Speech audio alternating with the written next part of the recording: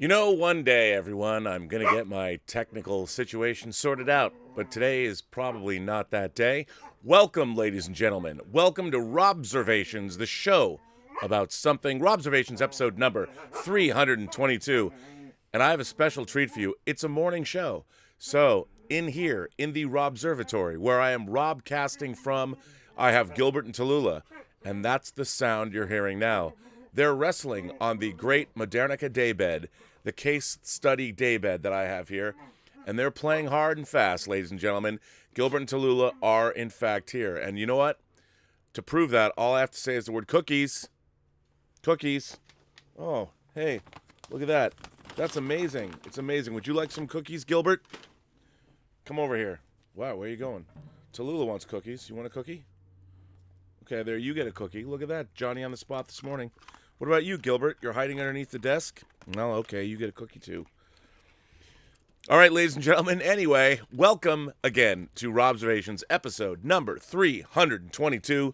You got a little taste of Tallulah, which you couldn't see, could you? Because they've been covered. I'm on the wrong camera.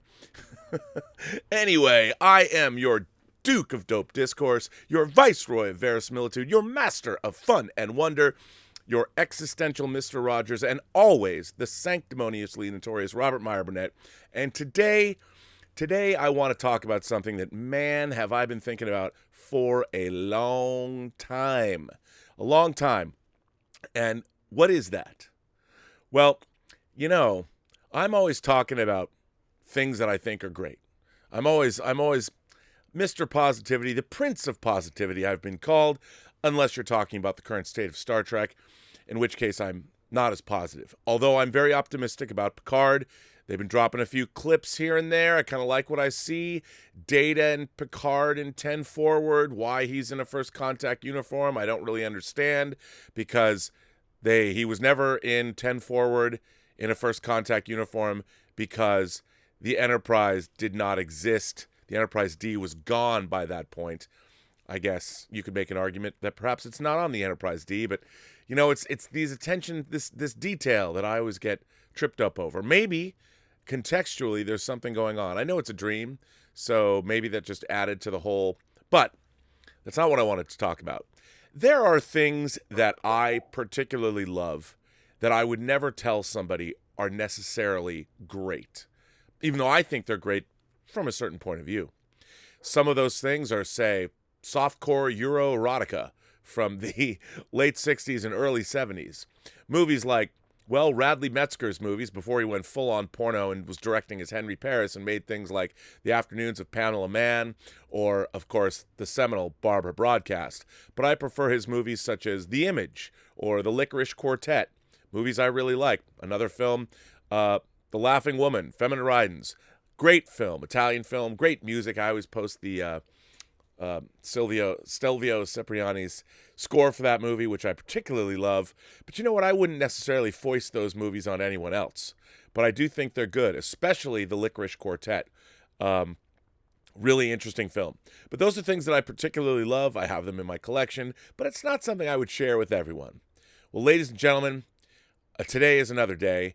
And today is a day I am going to share with you something I am fascinated by, but I don't think it's particularly good.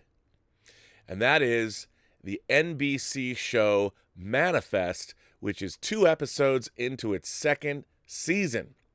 Now, I don't know if any of you like or watch or have even heard of Manifest. It's on network TV, and I'll be honest, it is the only network television show that I watch. Oh, Gilbert, would you like to come up? Because I know nobody got to see you today, and people like to see you. Come on. One more time. I'll let you up. There you go, buddy. I had the wrong camera up so nobody could see you. Yes, you get a cookie. I know. I'm giving you more cookies than you should get. But, all right, have another one. Because people like to see you. You're part of the show, bud.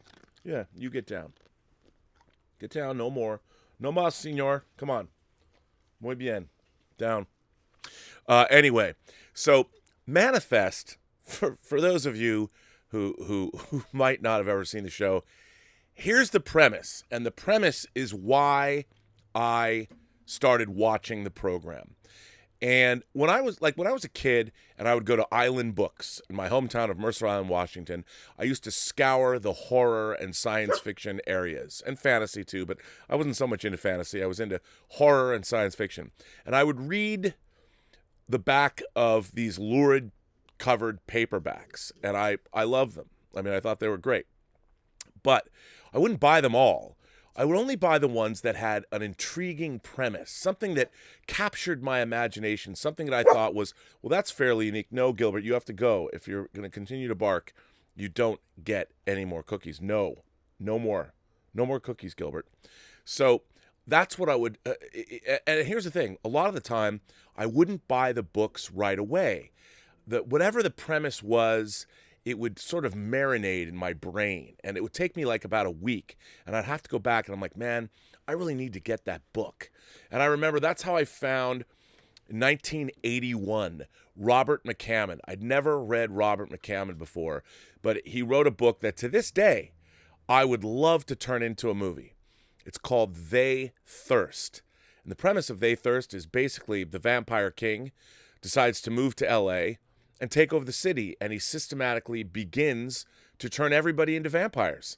And the first people he targets are, of course, the street gangs and EMT personnel, because whenever somebody, like, say they get called to a car accident, the EMTs are vampires, and they turn the people that are injured into vampires, and slowly the city gets consumed by vampires, and there's just a group of human beings that stand in front of the vampire onslaught.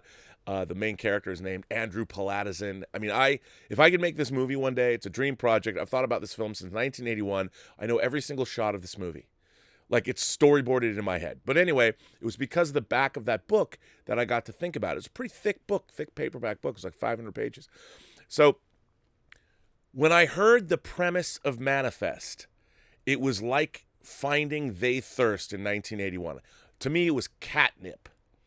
And the premise of Manifest is a plane flying back from, I think it's Jamaica, the Bahamas, Jamaica, flying back from Jamaica, passes through a temporal rift, and it lands 5 years after it left. But for the people on the plane, nothing seemed to have happened. So when they land, this whole plane full of people, they have to deal with the ramifications of the fact that it's now 5 years later. And one of the main characters, who's married to the love of his life, and they have children, when they were coming back, the plane was full. The first plane was full. So the mother and the daughter, who is a twin of her brother, the mother and the daughter go on the plane ahead of our father and son. So when the father and son show up, it's 5 years later. The girl twin has grown up. The mother has, of course, moved on, thinking everybody on the plane was dead, and has another boyfriend. So there's those kinds of things. And I'm like, that's an intriguing premise. That's something like, how would people acclimate? What would their lives be like? But does Manifest stop there? No, it does not. And our main characters suddenly find themselves the recipient of these gifts, which they call the calling. And for some inexplicable reason, they start having visions, hearing voices, and they are called to go help other people in their neighborhood that they're not connected to in any way, usually. So they have these callings. And then, of course, there's government agencies involved. They want to know what's going on. It turns there's like this X-Files contingent. And ultimately, as I started watching this show last year, I realized that this show it suffers. It is what I call an impossible premise show, which means the showrunners who came up with this premise. Now, I don't know if this is necessarily true. They might think they know where they're going, but clearly watching their episodes, they don't. But with an impossible premise, to me, what an impossible premise is a premise that can never be solved. Throughout the course of the show, first of all, it's one thing to go through a time rift. Like, you don't need to explain that. A time rift can just happen. Temporal event. You know, I bought The Final Countdown, if you've ever seen that movie, where the aircraft carrier, the USS Nimitz, goes back in time to World War II. Why it does this doesn't matter. There's a time storm on the ocean because, that can happen. But that doesn't matter. That's your one ask. You get that one ask. Like, I believe there could be a tear in the fabric of space-time. I've seen enough Star Trek episodes to believe that. So when the Nimitz goes through, they find themselves in World War II. Why that particular time, I don't know. Of course, time travel, it doesn't take into account galactic drift. I mean, our entire solar system is moving all the time. So the idea that when you travel through one point of space-time that you wind up in that exact same point of time or place, when it just doesn't make any sense. But that's okay. I'll buy it. I'll buy it. Time travel, I'll buy it. That's what I'll give you. But after these people travel through time, they're suddenly they're hearing voices and they're helping people in their neighborhood. Not around the world, but in their neighborhood. Like places they can drive to. Places that are I guess, reachable in sometimes minutes, sometimes maybe an hour. So here's my problem with the impossible premise. Time travel is not an impossible premise. I'll buy into it. But when you pile on all of this like touched by an angel stuff, it presupposes then that there is an intelligence somewhere that knows all the people that are on this plane and is also charting the lives of all these other people that live in their neighborhoods or live in New York City, and has some cosmic switchboard somewhere, and then, of course, is trying to help people. Now, you might say, well, Rob, since time travel's involved, perhaps these people are being manipulated from the future. And what they're doing is the people in the future, like a la, say, John Varley's story Millennium, that was turned into a movie directed by Michael Anderson, who directed Logan's Run, that stars Chris Christopherson and Cheryl Ladd. Let me tell you, if you haven't seen Millennium, it is an irresistible sci-fi time travel romp, and I highly recommend it. Is it good? No. But is it fun? Yes. Does it have a goofy robot in it? Absolutely. If you haven't watched Millennium, and Millennium, by the way, it's got time travel, but it's got a premise I buy into. Here's the premise of Millennium. Also involving an airliner, which is why I was thinking about it. So in Millennium, in the future where the Earth is polluted and basically dying, what these jokers are doing is they're charting all of these plane crashes that killed everybody on board. And what they're doing is they're going into the planes right before they crash. They're getting all the people out, and they're putting in fake bodies to simulate the people that died. And they're going to use those people to repopulate a sterilized Earth. Human beings can't. They're going to clean up. They're going to send them in the future. It's crazy. It's a crazy premise. But I buy it. When I'm watching it, I'm like, okay, I'll buy into that. I understand that. It's kind of a cockamamie plan, but it kind of works. And I'll buy into that. I'm like, yeah, man. Why wouldn't you want to believe in that? Totally believe in that. But Manifest, it keeps asking these questions. Well, I'm going to spoil something for you that happened on last week's episode. So, of course, one of our main characters who was married, he's got his lovely wife, who had a boyfriend, and there's tension. Like, they were in love. They were together for years because she thought her husband was dead.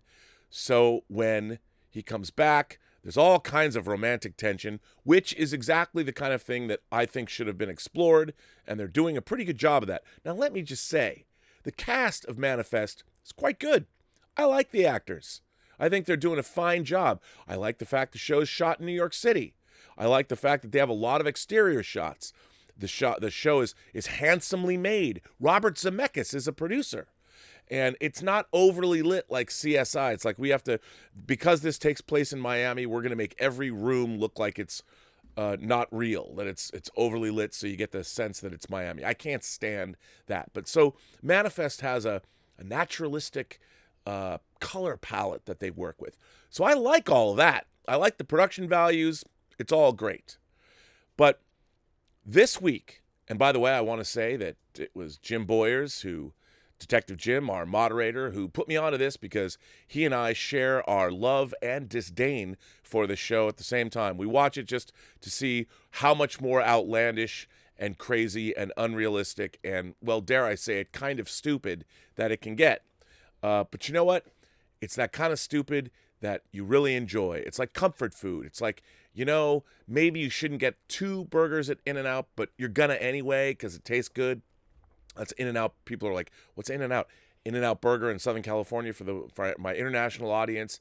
It is a burger franchise that is here in LA, and it's highly regarded. It's called In-N-Out Burger. So don't think Vesna. I know. I said In-N-Out, and you're like, wait, Rob. No, it's not like that. If you're watching, you too, Willow. But anyway, so it's called In-N-Out Burger.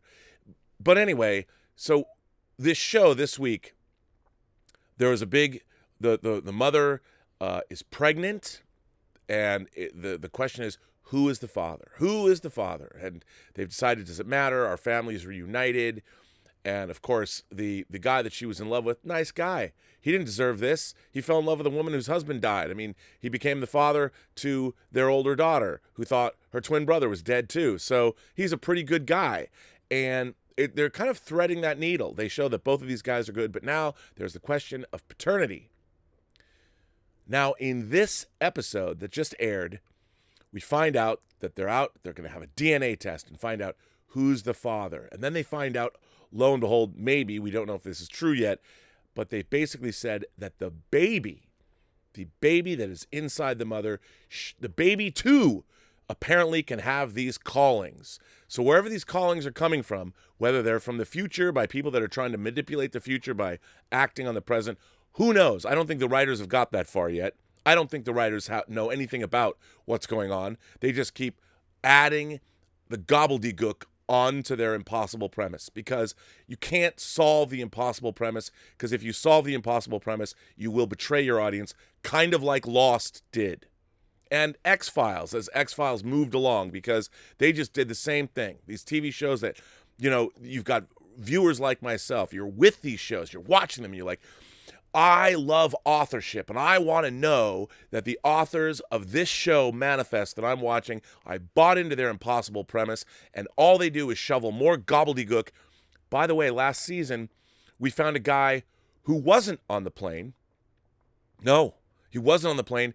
He was in a mountain somewhere, in a cave. He went into a cave, he was mountain climbing, and he came out, and a year had passed. So he had gone through the same temporal disturbance that happened to the people on the plane. And then you're like, okay, it wasn't enough that you sent a plane of people through this temporal rift. You now have to totally break your own rules and tell me that some dude on a mountaintop also came through, and then we're having callings about him.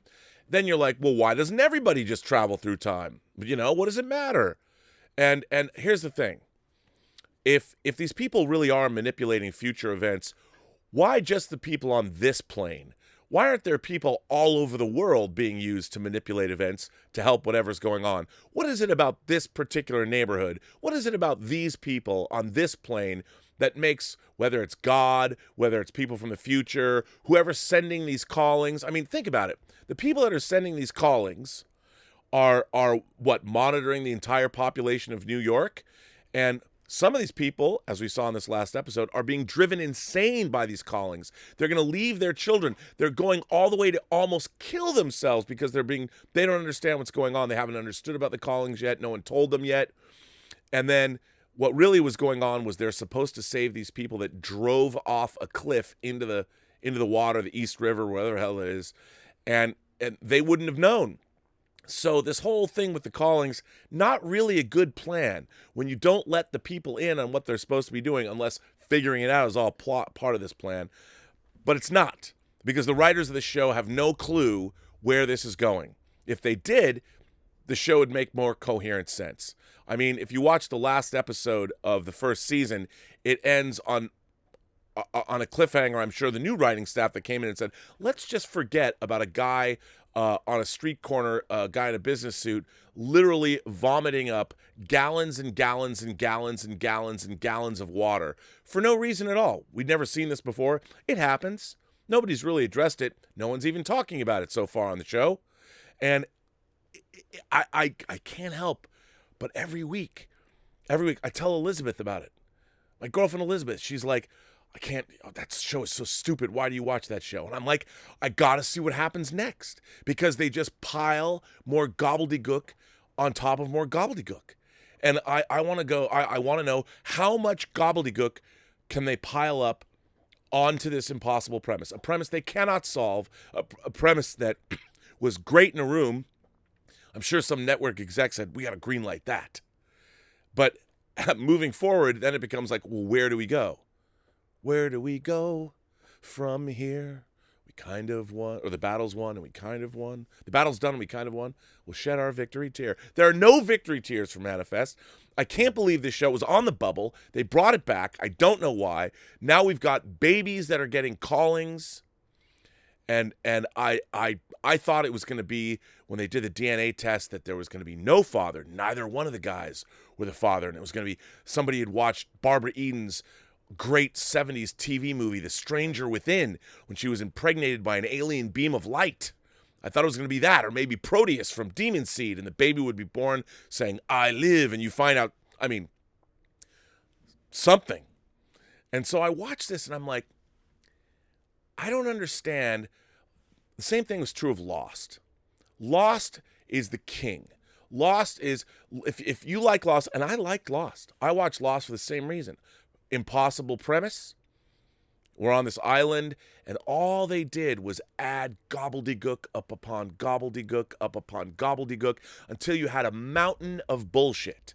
And no one knew what the fuck was going on that show. They thought they did. Sometimes, they would come out with that great episode, is it The Constant, I think? And you'd watch and be like, man, that's incredible. And then they would give you a golden butt plug at the bottom of the island.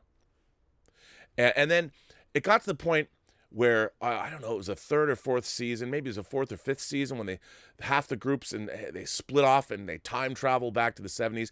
And it got to the point where I kept waiting for my Dinner with Andre episode, where all the characters in Lost, or the characters in one time period or another, would just sit down and have dinner. And instead of doing a recap like last time on Lost, the characters would just sit down and go, let's run this down. Let's talk about where we're at. What are we doing? Like, have we really traveled in time back to the 70s? How is that possible? When the characters would just sit down and talk about, like, John Locke would be like, well, I'm not really John Locke anymore. I'm the smoke monster. And somebody would actually say, really, you're a sentient smoke monster, and you came from where? And I thought on Lost they would come up with some idea that this island, here's my theory of the Lost Island. I'll give it to you right now. That the Lost Island, the island that was in Lost, was the last vestige of God's creation. And I don't even believe it. I am an atheist. But it's a story, and I like Bible stories. As I tell people, I love the story of Job. So the island is basically God's thumbprint. Maybe that's how he signed his creation, and he left the island there. And the island has been a crucible for humanity. And whoever winds up on this island throughout time, however it affects these people, if they do find their way out into the desert or whatever, if they get off the island, the experience on the island is how they go change humanity. And that's what it is. It's a crucible. You go through the crucible of the island, and you've learned, you've gained knowledge that you then get to go forth and share with the rest of humanity. Whether it's wisdom, you wouldn't tell people that, yes, I traveled through time, or, oh, there was a nuclear bomb that went off, but, you wouldn't tell people that. It was all about your experience, and it would change you as a person. And the way you'd been changed, it would be like not becoming, say, born again, but it would be having a real experience that was actually divine, because you were on this island, the last vestige of the only evidence that he was here was his thumbprint or whatever. That was my personal idea of what the island was in Lost. Well, it would be pretty cool, right? And ultimately what they set up, the difference between Matthew Fox and Terry O'Quinn, those characters, it was faith and science, and they were battling, and never the two shall meet, except if you're on the island on Lost. You have to go through this crucible together, and you have to find the way to make all of this, because if you're a man of belief or a woman of belief, ultimately all science is the examination of God's creation, figuring out how it all works. And they're always at odds, but really they're supposed to meet. And that's, of course, if you believe, in scripture and all that, or whatever you believe in. But in my mind, that was where they were going with this show. until they got to the last season, which I think is the greatest audience betrayal of any entertainment in history. The last season of Lost is the greatest betrayal of an audience, because it was clear that these mystery box motherfuckers did not know where any of this was going. And I hate that. I hate that. The same was true of the 8th season of Game of Thrones. Whether you liked it or not, it betrayed the complexity and the depth of character. I mean, this whole idea that, well, Daenerys Targaryen was supposed to just go crazy and kill him. No, there's nothing. And people can say, the seeds were planted. No, because you know what that isn't? That's not good storytelling. It's not good storytelling. You know, you never got to see, you never saw Daenerys and Cersei in a room going, instead of mano, what's the opposite, or what's the female version of mano y mano? You know, where they were, I wanted to see a half an hour with them just circling each other like cats, you know, or sharks, like scoping each other out and having a verbal barrage, and their philosophies would come out or something like that. We never got any of that. And it was clear that they just wanted to get it over with. And it was unfortunate, because I think in a way, the end of Game of Thrones sullied the great television that we had, even up to the beginning. Half of the 8th season I thought was great. That scene when they're sitting before the fire, when let's see, I have her over here. Can you see her? She's over on the, oh no, she's cut off. But Brienne of Tarth, she's cut off. She's right next to Stormtrooper, Clone Wars Obi-Wan, but you can't see her. But anyway, I love that episode. I thought that leading up to the long night, the Battle of Winterfell, where I just wanted to know the same thing. The Night King became an indicator. The Night King and his army became an impossible premise. They didn't know what he was for. They didn't know what he did. And I know some people are like, well, it's just like nature. He's just like a force of nature. Oh, nature doesn't wear armor. Nature doesn't have battle strategy. You don't shoot down a dragon and turn him into one of you if you don't think you can use the dragon. And once you show that the Night King has a plan, you have to follow through on that plan. What was his plan? And did he want Bran Stark? I don't know. But that's what's really important when you're watching these shows. And I wish creators would get this. You cannot betray your audience. If you're going to start telling us an episodic story, know your ending. Know what your story is about. Otherwise, people like myself will be here railing on the internet on a Saturday morning when I have better things to do. But no, I can't stop thinking about Manifest. I'm watching Manifest because I want to see if they can, how are they just going to keep doing that mystery box, J.J. Abrams? I don't have to explain why Emperor Palpatine came back when he clearly died in Return of the Jedi. It doesn't matter why he came back. Yes, J.J., it does matter. It does matter. Otherwise, you're a shitty storyteller. Because, well, that's been evidenced in 5 of your science fiction movies that you've made. But I hate that. I hate it because my friends, I have said I'm an easy lay. Let your story take me to bed and ravage me. Make me your bitch. I want that to happen. I want your story to be so compelling that I am putty in your hands. I am there for you. I am your audience. I want to love what you're doing. Please, please, please make me love it. That's what I want. That's what we all want. I understand getting a TV show on the air is tough, and I admire anybody who does. It's tough. I know a lot of TV writers, and let me tell you, it ain't easy. It ain't easy. But when I'm watching Manifest, I want one indication. I want one episode, because I have yet to see it. It's just one, they're just piling gobbledygook upon gobbledygook. Kind of like Lost. And with Lost, it got so deep, we were all drowning in a sea of gobbledygook. There was no rescue. There was no life jackets. There was nothing. We was like that tsunami in the impossible. We were not going to survive it. We're not, somehow, they did. But, it just gets me crazy. Now, I am not suggesting, by the way, that you watch Manifest. Because Manifest, it's kind of, Gilbert knows. When I watch Manifest, Gilbert knows he feels my pain. He comes up and he does the Gilbert lean and flops all over me. And I can tell he's judging me. He's thinking, he's like, why are you even talking about Manifest? Elizabeth leaves the room when you watch that show. And I'm just like, look, I want to make an appeal to you TV makers out there, to you showrunners. Enough with the impossible premises. If you're going to make a show with an impossible premise, like Manifest, like Lost, please know how to end your show. Please know what's going on. Because if I'm investing my time, and how many 45-minute episodes of Manifest have there been so far? Have there been 20 yet? Because it was a short season. I mean, I've given over that much of my life. I mean, that could have been how many more meals I could have had. When my life passes before my eyes, and on my deathbed, there's going to be at least a split second when I stop and I think to myself, why did I watch all of Lost?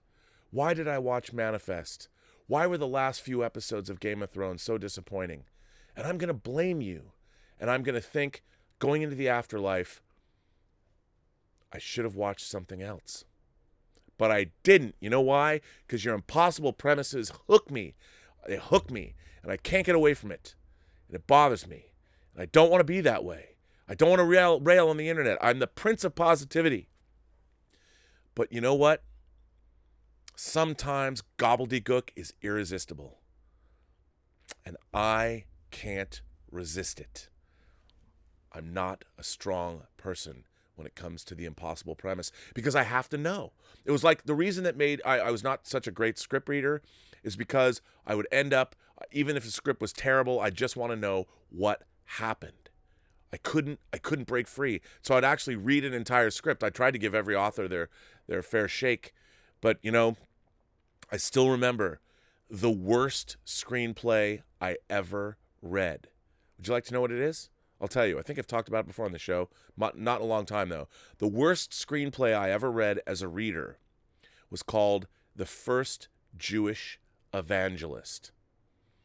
And the premise of the script was that heaven, the walls in heaven, the wall between heaven and hell has fallen into disrepair. And they don't have enough money to fix it. So they have to find a Jew to run a telethon to make enough money so heaven can fix the wall. I kid you not. I read the whole script. That's the kind of person I am. Anyway, ladies and gentlemen, I want to say that yesterday I totally forgot that there were super chats. I didn't see any super chats. I made a mistake, and I just want you to know that I fixed my mistake. And look at this. Look at this. Ooh. And now I can actually show you who said what and when. And it's going to be fun. And first we have Willow. And by the way, I feel kind of bad that Willow apparently was not here yesterday, and I was doing her mom again. I hope, Willow, you forgive me. But anyway, Jeffrey Mao is here. Jeffrey Mao says, Calvin's SC reminded me of the WB animation renaissance of the late 80s, early 90s. WB show a short or two before the feature. That's Calvin, our friend up in Portland. Before the feature, I recall it was mostly, if only, the Jones ones like Bugs, Daffy, Elmer Fudd. Reminds me, I used to have this his book, Chuck Amuck. Yeah, you know, I liked Warner Brothers cartoons. And I think, isn't Duck Amuck one of the most classic? You know what, though? I don't know if audiences today would dig that. Would they dig it? Like, I don't know if they would dig it. It's a bit of a stretch. I mean, I think it might be neat. You'd have to condition audiences. I mean, remember, people, that we used to have movie serials, 10 or 15 minute episodes of serials that would play before movies. You did have coming attractions, but there were shorts, and there was like news on the march, and they would show newsreels and things like that. But we don't live in that world anymore. Now we get commercials, and I understand because movie theaters got to eat, but it's you know, it could be neat. I mean, it could be cool to bring back shorts, but the thing is, if you could see shorts that you would see in, like the animated shorts, they were sort of made for theaters, and the Looney Tunes shorts, and then of course they went to TV and all that. Gilbert, I'm not talking about Manifest anymore. I promise. He wants another cookie, but he doesn't get another cookie. Willow is here. Oh, deoxyribose is pronounced deoxyribose. Ribose is the sugar found in RNA. DNA has the same sugar, except it's missing an oxygen atom, hence the prefix deoxy.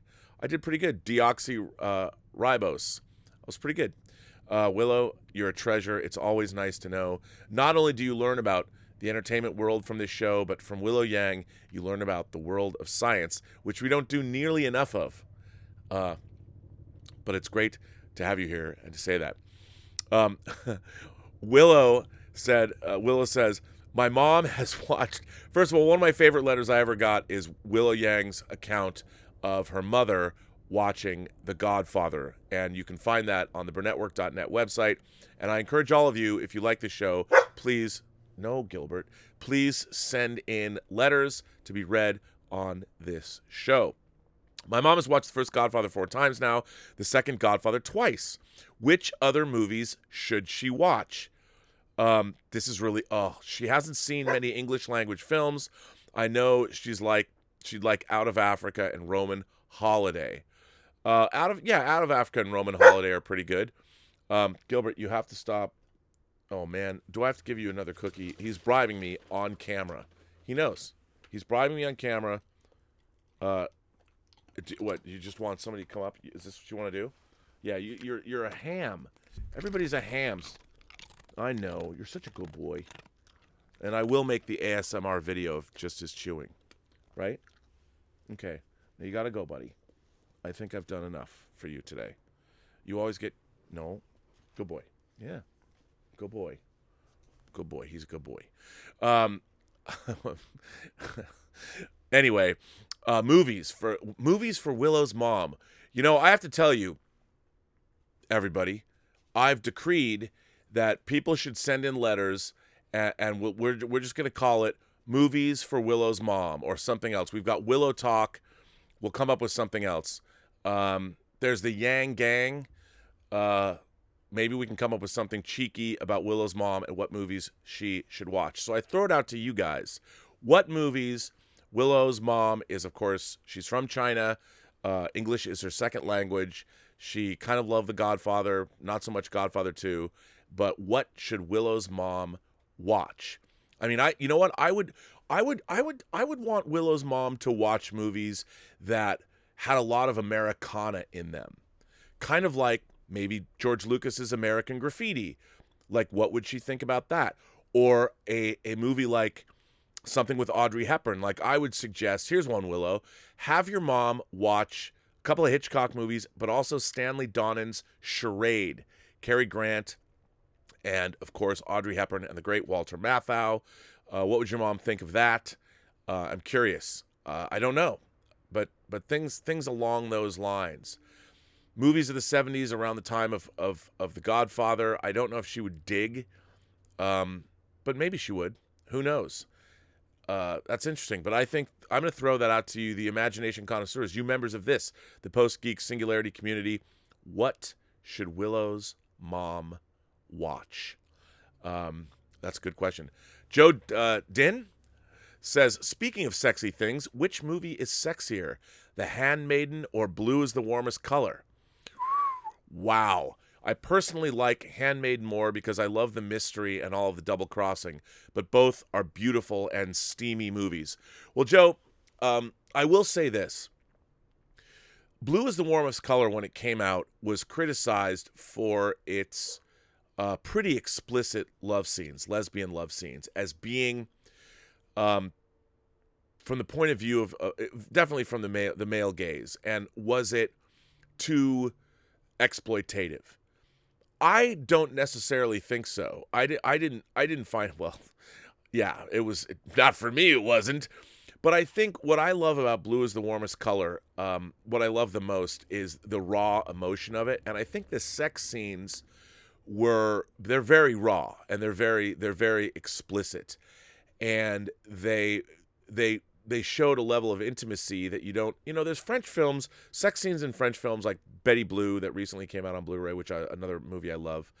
And Blue is the Warmest Color, even though it's between, mostly between two women. I thought that the intimacy and the way the movie's shot, it's a lot of close-ups of faces. and it's just devastating. The movie really, it just by the end, you just feel there's so much raw emotion. I do think the sex scenes in the film play into the raw emotion and establishing the relationship between these two girls and just how shattering it is. And my God, I watch it, I'm like, and lest we forget, based on a graphic novel, but The Handmaiden is a tour de force virtuoso. It's period piece, the sumptuous nature of it all, how beautiful it is. I don't know. I don't know if it's sexier, but it's sexier in a different kind of a way.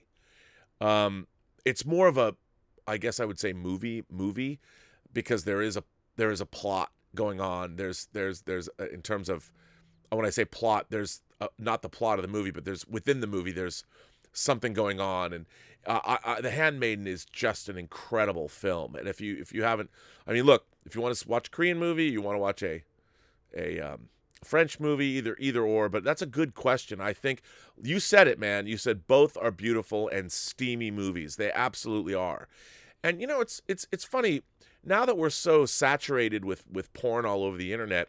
I think real, true eroticism has been sort of fallen by the wayside in movies.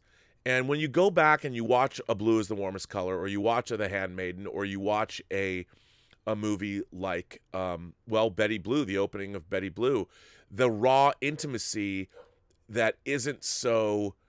the reason they're showing love scenes is less puerile in those movies, and it really serves to further the plot. And I think we have really missed out on true eroticism, you know. And I think back to movies like, whether it's, I don't know, The Night Porter, or a lot of movies of the 70s. I remember my mom took me to see the Jane Fonda film Coming Home, and there's a very erotic sex scene in that, and very unique. And I remember sitting there going, wow, when I was a kid, I hadn't seen pornography yet, but it was that kind of explicit. It was both beautiful and something that was so foreign to me. But I really miss that. I really miss eroticism in films. Now, I think a lot of the time, eroticism brings movies to a halt.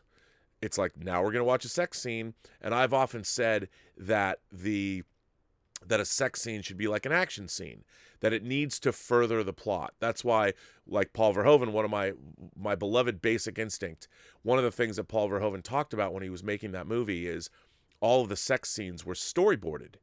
He storyboarded them meticulously because he was trying to create suspense, and there was the way those scenes were unfolding. Would Michael Douglas be murdered the same way that Johnny Boz is murdered at the beginning of the movie? So the actual sex scenes became an action scene, or furthering the plot. And I like that.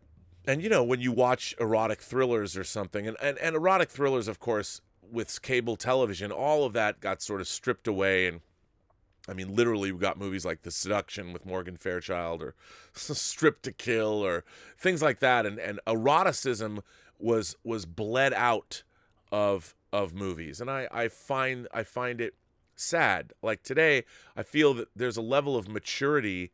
I wonder if there's a level, are we mature enough? It seems like we've gone back, we've regressed, you know. And I wonder if somebody could make in America a really steamy, erotic romance or thriller nowadays. I don't know.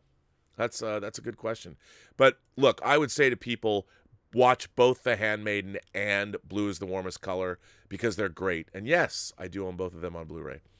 Echo Base Network sent in a super chat and says, tonight is the night R&B, our documentary, releases at 7 p.m. Central Standard Time. We'll DM you a link once Doomcock and Gary make it into the live stream. For those of you who don't know, Echo Base Network, who is a longtime member of the Post-Geek Singularity community, has made a documentary about the Disney sequel trilogy. I'm curious to see it. They've used clips of this show in the documentary. I'm curious to see what they are doing, and after the documentary airs, they are going to have a live chat, so I will be on that later. Cardinal Sin sent in a super chat and says, hey, Laser Bob, Kurt Russell voice. Do you know what they did to Laser Bob? Mystery box writing with an information dump at the end is just bad writing. It's such bad writing. I mean, I think good writing is writing that you're unaware that you're in a mystery box until you are. I think one of the great examples of that is the end of The Usual Suspects, even though a lot of people would say that's gobbledygook. I personally don't think so. I love those kinds of reveals. And at least when The Usual Suspects is over, you're somewhat satisfied by that ending. Whereas Lost, not satisfying. Game of Thrones, not satisfying. When they leave you wondering, wait, what? You know, and you think about people that really stuck the landing, like Return of the King. It's like, well, how many endings do there? Or stuck the landing, which is the ending. How good can it be? Well, I thought Return of the King is the ending of that movie is very affecting. You know, it's an emotional wallop that movie packs. Roberto Suarez says, Give in to your rage, Rob. Let it flow. I can't because ultimately, if a show like Manifest elicits that kind of rage, I have anger management problems. After all, it is just a TV show, and let's face it, the hatred I feel for Manifest, it is sort of tongue in cheek. I keep watching the show, and it's only because the actors take it all so seriously. And they really are, it really does have a pretty good cast. And I really kind of like those people. And I wish, that's the thing. I like those people. I want them to succeed. I want them to find out why they're having these callings. Because ultimately, you ask yourself, like, it doesn't matter who it is. But, are they ever going to stop? Like, why these callings, this whole thing about the callings, it's like, who's doing this? It's like, I felt the same way when I watched X-Files, okay? I loved X-Files. And up through the movie, the first X-Files movie, up through like season 5, right? I was with it. I was with the X-Files. But the question remains in the X-Files that they could never figure out. They could never get past. So they've had alien bounty hunters. So clearly that human beings have been in cahoots with these extraterrestrial, or not, maybe they came from the center of the earth, but extraterrestrial visitors for a long time. Now, my question is, where are these people? Where are the aliens? Or where are the interdimensional beings? Like, they always talk about how they're collaborating with them. Like, when do they get together? Do they have a GA summit for G-aliens, like in Davos? When do they all get together to decide what they're going to do? Like, when do the aliens send down a burning bush? Somebody was talking to somebody. I mean, clearly the conspirators knew what was up. And then, they knew, as the movie threw it all out of whack. The movie was just like went off the deep end with alien. None of it made sense. And if they knew there's a giant alien spacecraft underneath that clearly somebody had gone into because Scully was down there, it just, they never explained any of that. And I figured they were going in that direction. They never do. They just, again, once they knew they really couldn't explain it, it's like somebody had to make a decision. Chris Carter's like, yeah, we really can't explain it, because then if we explain it all, then where do we go? Well, I mean, you're waiting for an explanation that's never going to come, and it's such a cheat. It's so unfair to the audience. The impossible premise is a cheat, and I don't like it. I don't like it. Even though I keep watching, dudes. I keep watching.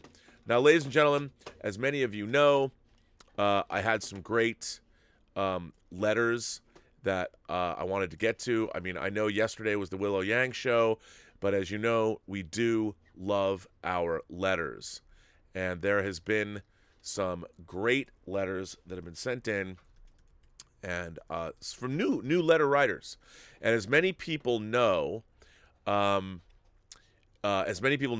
letters on the show have become, the show evolved to focusing on people's letters, which was something that I didn't necessarily know was going to happen. But I have been touched and it's been wonderful reading people's letters, and it's been great.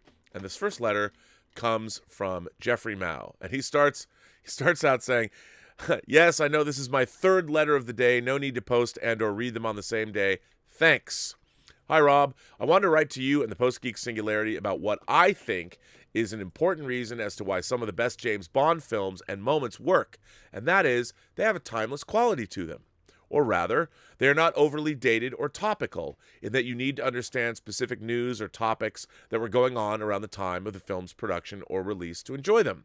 Now, this is not to say that all James Bond films satisfy this timelessness. I can think of many examples where especially the older Bond films have not aged well. You have the blaxploitation element of Live and Let Die, which was tame compared to the crude racism of the novel. I think Bond dropped a Beatles reference in Goldfinger. You had disco music in The Spy Who Loved Me. Awesome disco music. Bond 77. I mean, when Bond went all disco and that opening scene, you know, when you hear the bass guitar lick, the dom, dom, dom, dom, until it's bow, bow, bow, bow. I mean, that is so awesome.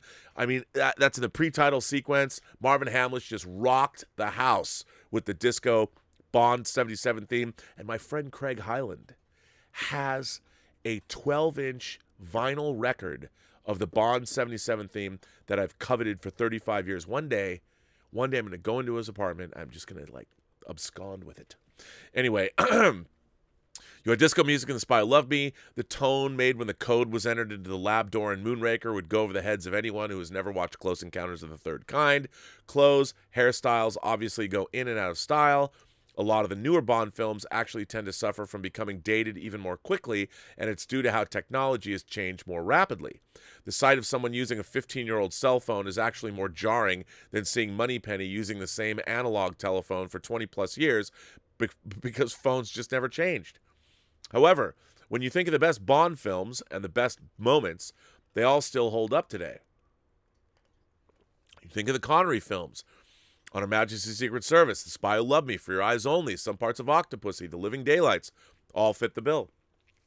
Bond films should have that inexplicable high-class, suave, sophisticated sheen to them, much like the Ocean's films. I loved Ocean's 11, the remake. It's hard to define. Yes, Ocean's 11's a remake. By the way, co-written by George Clayton Johnson, who wrote Kick the Can for the original Twilight Zone and also co-wrote Logan's Run. It's hard to define exactly, but you know it when you see it. The Connery films also benefited from the overall futuristic jet-setting aesthetic design that was going on during the period in general. It wasn't just in Ken Adams' production design, but throughout pop culture. So those 60s movies had the quality of looking more modern, or at the very least, less old, than they could have. I feel like a lot of that timelessness is also tied to the music.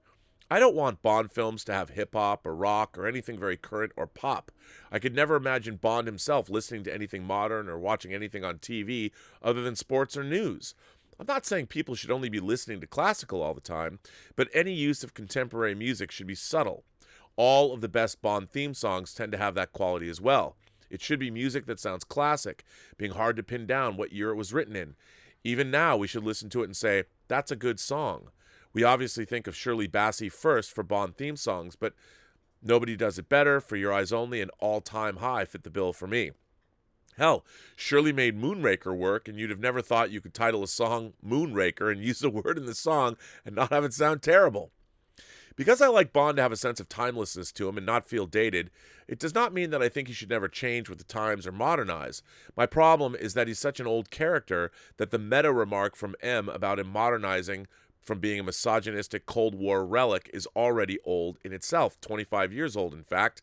It's become apparent. It is 25 years old. GoldenEye is 25 years old. Oh my God. It became apparent that while the character can have modern touches to him, what really makes him beloved is that aspect about him that never changes. He still gets the job done for Queen and country, is still the man to save the day despite his occasional pessimism about the job and his awareness of the mortal price that must be paid if he fails. Like you've said, Rob, we can't expect Bond to behave like normal people, especially if he knows he may die the next day while on assignment. Or he doesn't have any time to die at all. On the other hand, that doesn't excuse bad behavior. Going forward, if there's a future for the character, the people who are put in charge of James Bond should do well to understand his timeless qualities and seek to always set him in situations that best bring the quality to life. I'm not sure that modern times present all that many opportunities now to do that. Thanks, Jeffrey Mao. Well, Jeff, that's Jeffrey, that's a great letter and really a great insight into the Bond franchise. I think it's really, I think Bond is timeless. And as soon as you go more contemporary, I mean, I have a hard time. Live and Let Die and Man with the Golden Gun are very dated. They're very products of their time. And it's interesting, even though maybe his suits date him and maybe the cars date him, Spy Who Loved Me, there is something sort of timeless about it, even with the disco music, even with the fashion, because you have the underwater city of Atlantis, which in itself, I mean, Derek Meddings, that was right out of a Jerry Anderson series. I mean, that was right out of Thunderbirds. It was right out of Captain Scarlet. I loved it. Even the helicopters, the Hughes helicopters, the black helicopter painted with the logo, the Stromberg logo that Carolyn Monroe, Naomi is flying. I love all of that. And even the Lotus Esprit looks pretty damn futuristic still when it changes into a submarine. But I think you're right. I think, what I would have done, I think, if I was in charge of the Bond franchise, and I don't necessarily think it would have worked, but I think if you were going to go forward, that maybe take Bond into a retro future time where kind of like what Blade Runner did, and what I loved about Blade Runner 2046, that's a Wong Kar-wai movie, 2049, is that they embraced the analog future that was portrayed in the original Blade Runner, because they didn't know where we were going to go technologically. And they knew that Blade Runner, if you go back and watch Blade Runner, all the technology is very anachronistic, but apparently the world of Blade Runner went into a different direction than our world, which I thought that they should embrace. And I think that the Bond films could alleviate that. Like, if I was in charge of Bond moving forward, I would make technology, I would subtly go into some kind of a retro future world where, because all of the Bond gadgets were always futuristic, and the technology was always ahead of where the movies were. So why not sort of embrace that aesthetic? Because I think one of the problems with the Daniel Craig era of Bond, Casino Royale is pretty timeless. It really is timeless where they go, and it isn't locked down. Sure, the whole thing with ellipsis and cell phones is already dated. And if you could get away from that, like, wouldn't it be interesting if Bond had a communications device that was unique to MI6 or something like that, and do what Blade Runner 2049 did? It continued to embrace the analog aesthetic of the original Blade Runner. And so that Blade Runner's in a future, but it's not our future. And I've always thought that about Star Trek. I've never understood why, even when I was a kid watching Star Trek, I'm like, okay, this does not take place in our future. It is a period piece of the future that Star Trek takes place in, which it's divergent from our history. But they're always trying to, Greg Cox's 3 books, his Khan trilogy, which I really liked. But the idea that the eugenics wars were fought in secret because there were no eugenics wars. Well, no, there weren't. Star Trek is an alternate history of something that didn't happen. Even the platform, when you go back in Assignment Earth, the nuclear platform, that's not there. Robert Lansing, Gary Seven is not part of our history. It's the Star Trek history. So I think it'd be interesting if you took Bond into a sort of a retro future where you could tell Bond stories and it would be close to our time, but maybe not our time. I think it's a good idea. I like your letter very much. This is a very nice letter, and I'm going to read this. This comes from Commodore Man. Rob, I've really enjoyed getting to know you better through the John Campea show after watching you for years on Collider and the Schmodown. I think your personal Robservation channel is a great burgeoning enterprise, and I expect great enjoyment from it. I really get a kick out of people who love to show off their collections with such pride as you. Oh, you haven't seen anything yet. I'm past 20,000 subscribers. I'm building a wall, and my wall will be finished before Donald Trump's wall is. I'm writing because I want to thank you for reigniting the memories of my youth. You and I both grew up very close to each other and are close to the same age. I lived in Kirkland, Washington from the late 70s through the late 90s. I went to Kirkland in the 80s every single week and bought my comics from Wally's. Previously, I'd heard you talk about Northgate Cinema. I used to go there, and I spent more time at the Alderwood Cinemas, which in my mind is the first real multiplex I went to. I stood in line there for hours to see Batman 89 and then watch it 3 times in a row. On your 1-year anniversary show, you made a very subtle nod to one of my favorite theaters, the John Dan's Theater. One of my favorite movie theaters of all time. I saw Logan's Run there. I saw Star Trek The Motion Picture there. I saw Superman the Movie there. I saw Star Trek II The Wrath of Khan 4 times in one day there. I watched so many great movies in front of, at the time, the biggest screen I'd ever seen. My friends and I would go there and then go to Tower Records next to it. It's funny, when I was going there, when I was going to the John Dan's, the Tower Records next to it hadn't been built there. But I went to that Tower Records all the time.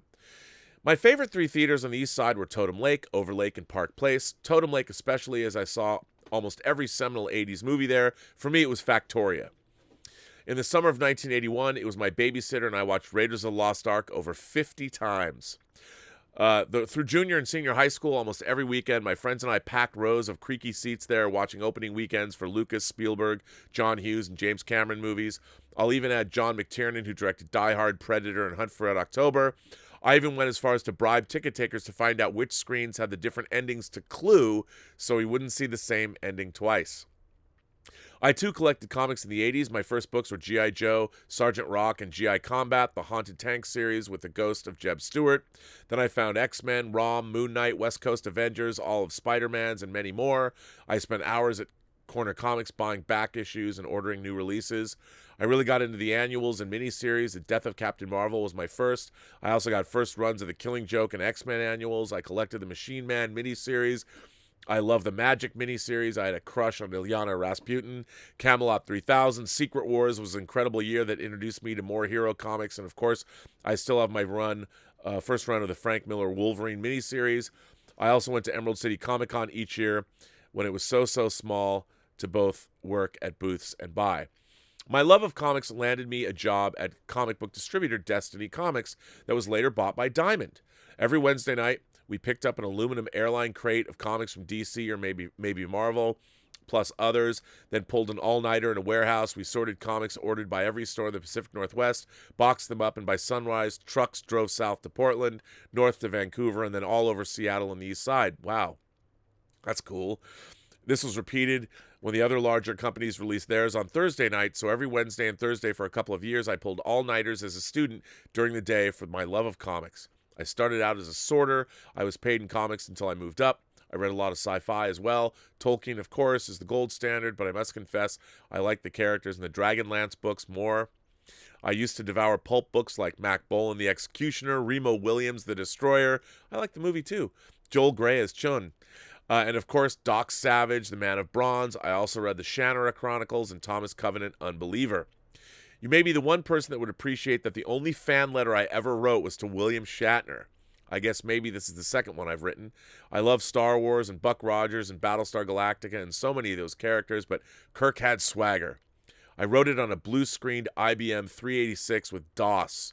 I still remember writing it. So it was very cool after watching you on the various shows to find out you directed Free Enterprise. My true love is watching movies. When I was still a teen, it led to a job at a small mom-and-pop video store renting VHS tapes. The owners were terrible, but I put up with it to get paid to watch movies. I'd never heard of a movie being considered a 4-quadrant movie before you said it, but I used to loop The Great Outdoors and The Burbs for entire shifts for days on end because they appealed to every demographic. Whenever a movie was newly released or came back that I wanted to watch, I set it aside for the night. My best friend was a Domino's driver, so every night after work, we watched free rentals and ate free pizza. Heady days indeed. Eventually, my path led to joining the military, and comics collecting and VHS renting. That part of my life got put away. I kept all of my comics, though. I have thousands still in Mylar bags. Nice. Mylar was the shit. It was the way to go. And sorted comics in comics bins. Such good times. I used to have hundreds of DVDs before being an early adopter of digital. DVDs like Master and Commander and The Perfect Storm forced me to invest in better sound systems, to appreciate those amazing soundtracks and the Foley and surround sound. I now have terabytes of movies on digital. You might appreciate that. For several years, I kept a journal of every movie I watched, the date and how, TV, DVD, theater, and my goal was to average at least one a day for the year. I usually hit my number well before the holidays. This is a very long way of saying thank you. I've now verbally vomited 1,000 words going over some very cherished memories. While we are both adult men, it is good at any age to find a similar soul from the same place and a time of the world who is also a geek without really knowing what that meant. Well, Commodore Man, what a fantastic letter this is.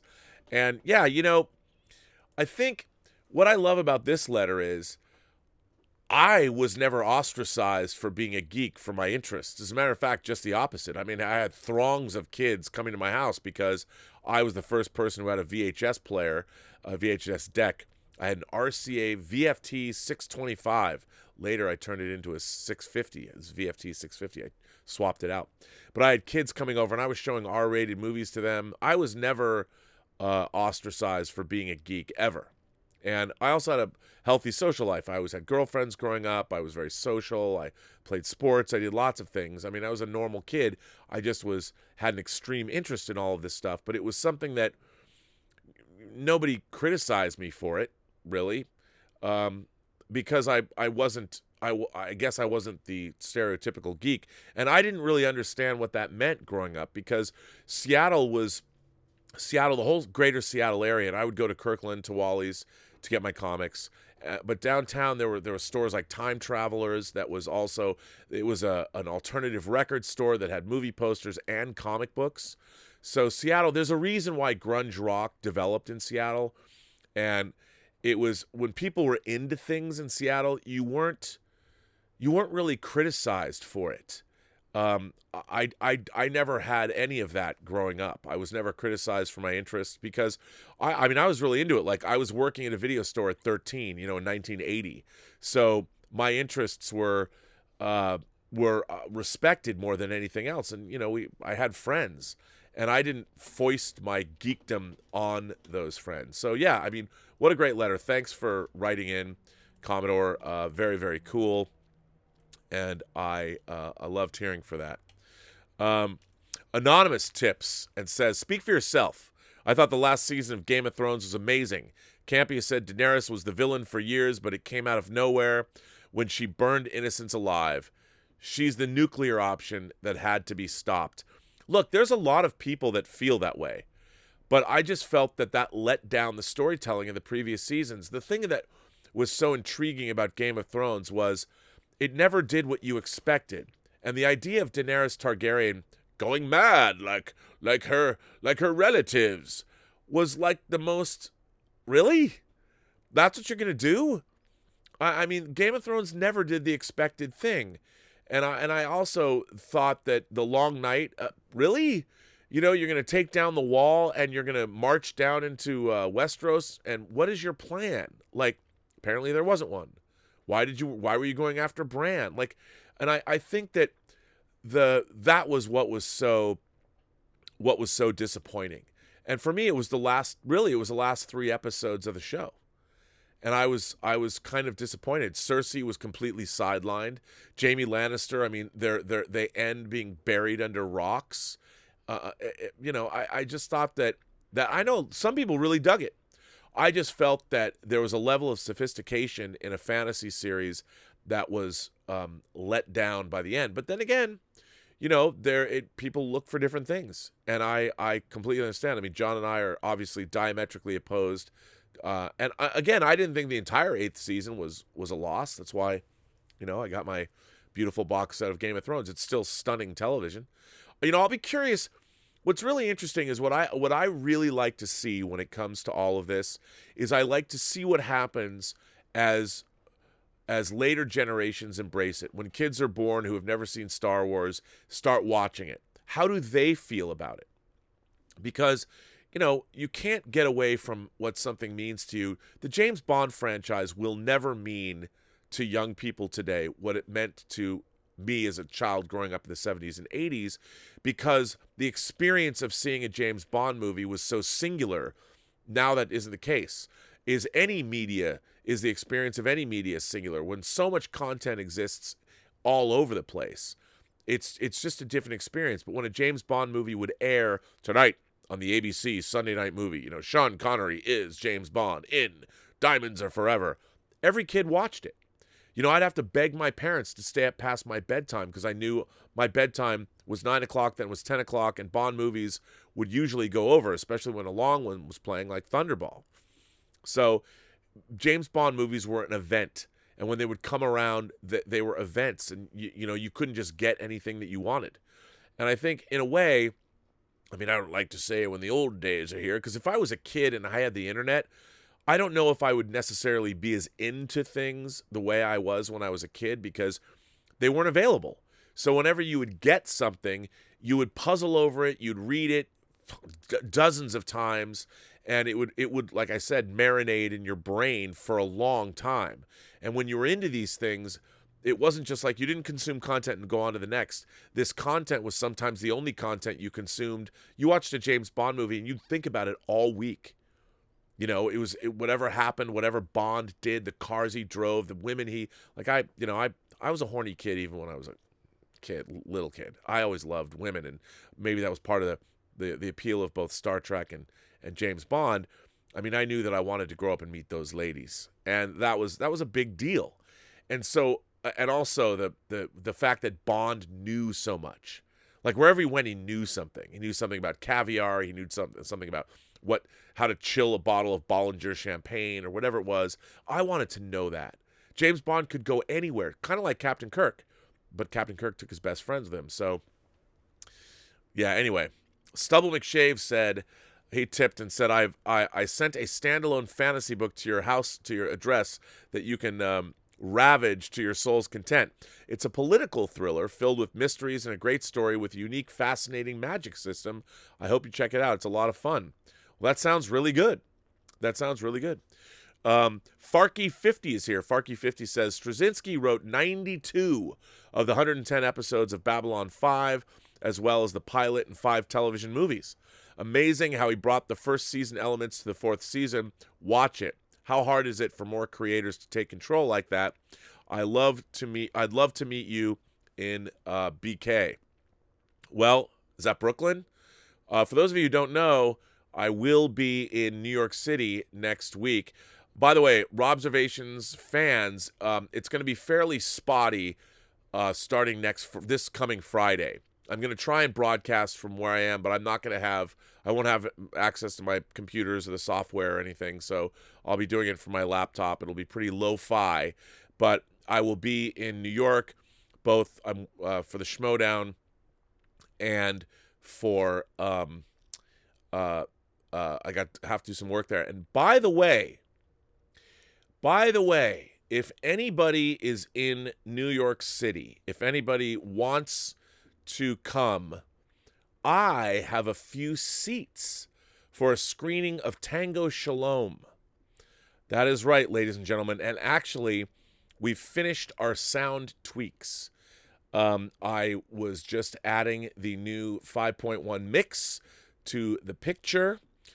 So next Sunday evening, early evening, we are going to be screening Tango Shalom. And I probably have about 8 seats. It's a 75-seat screening room.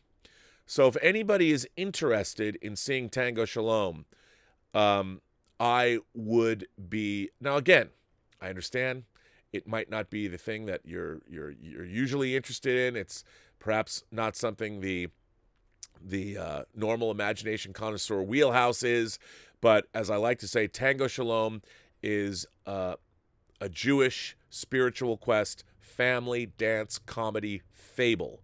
But now it is completely done. There are no more tweaks to be made. The sound is completely finished, and for the very first time, we will be screening it. It's a smaller screening, and I will be screening it next Sunday, a week from tomorrow, in New York City. And I do have 6 to 8 seats. And if there's anybody who is interested, part of this community, I'd love to see you there.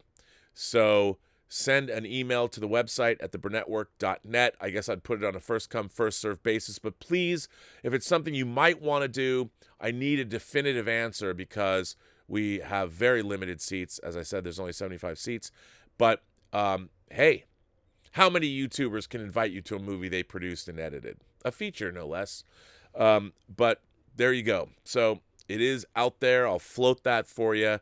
And then afterwards, we'll probably end up going somewhere. So that could be fun too.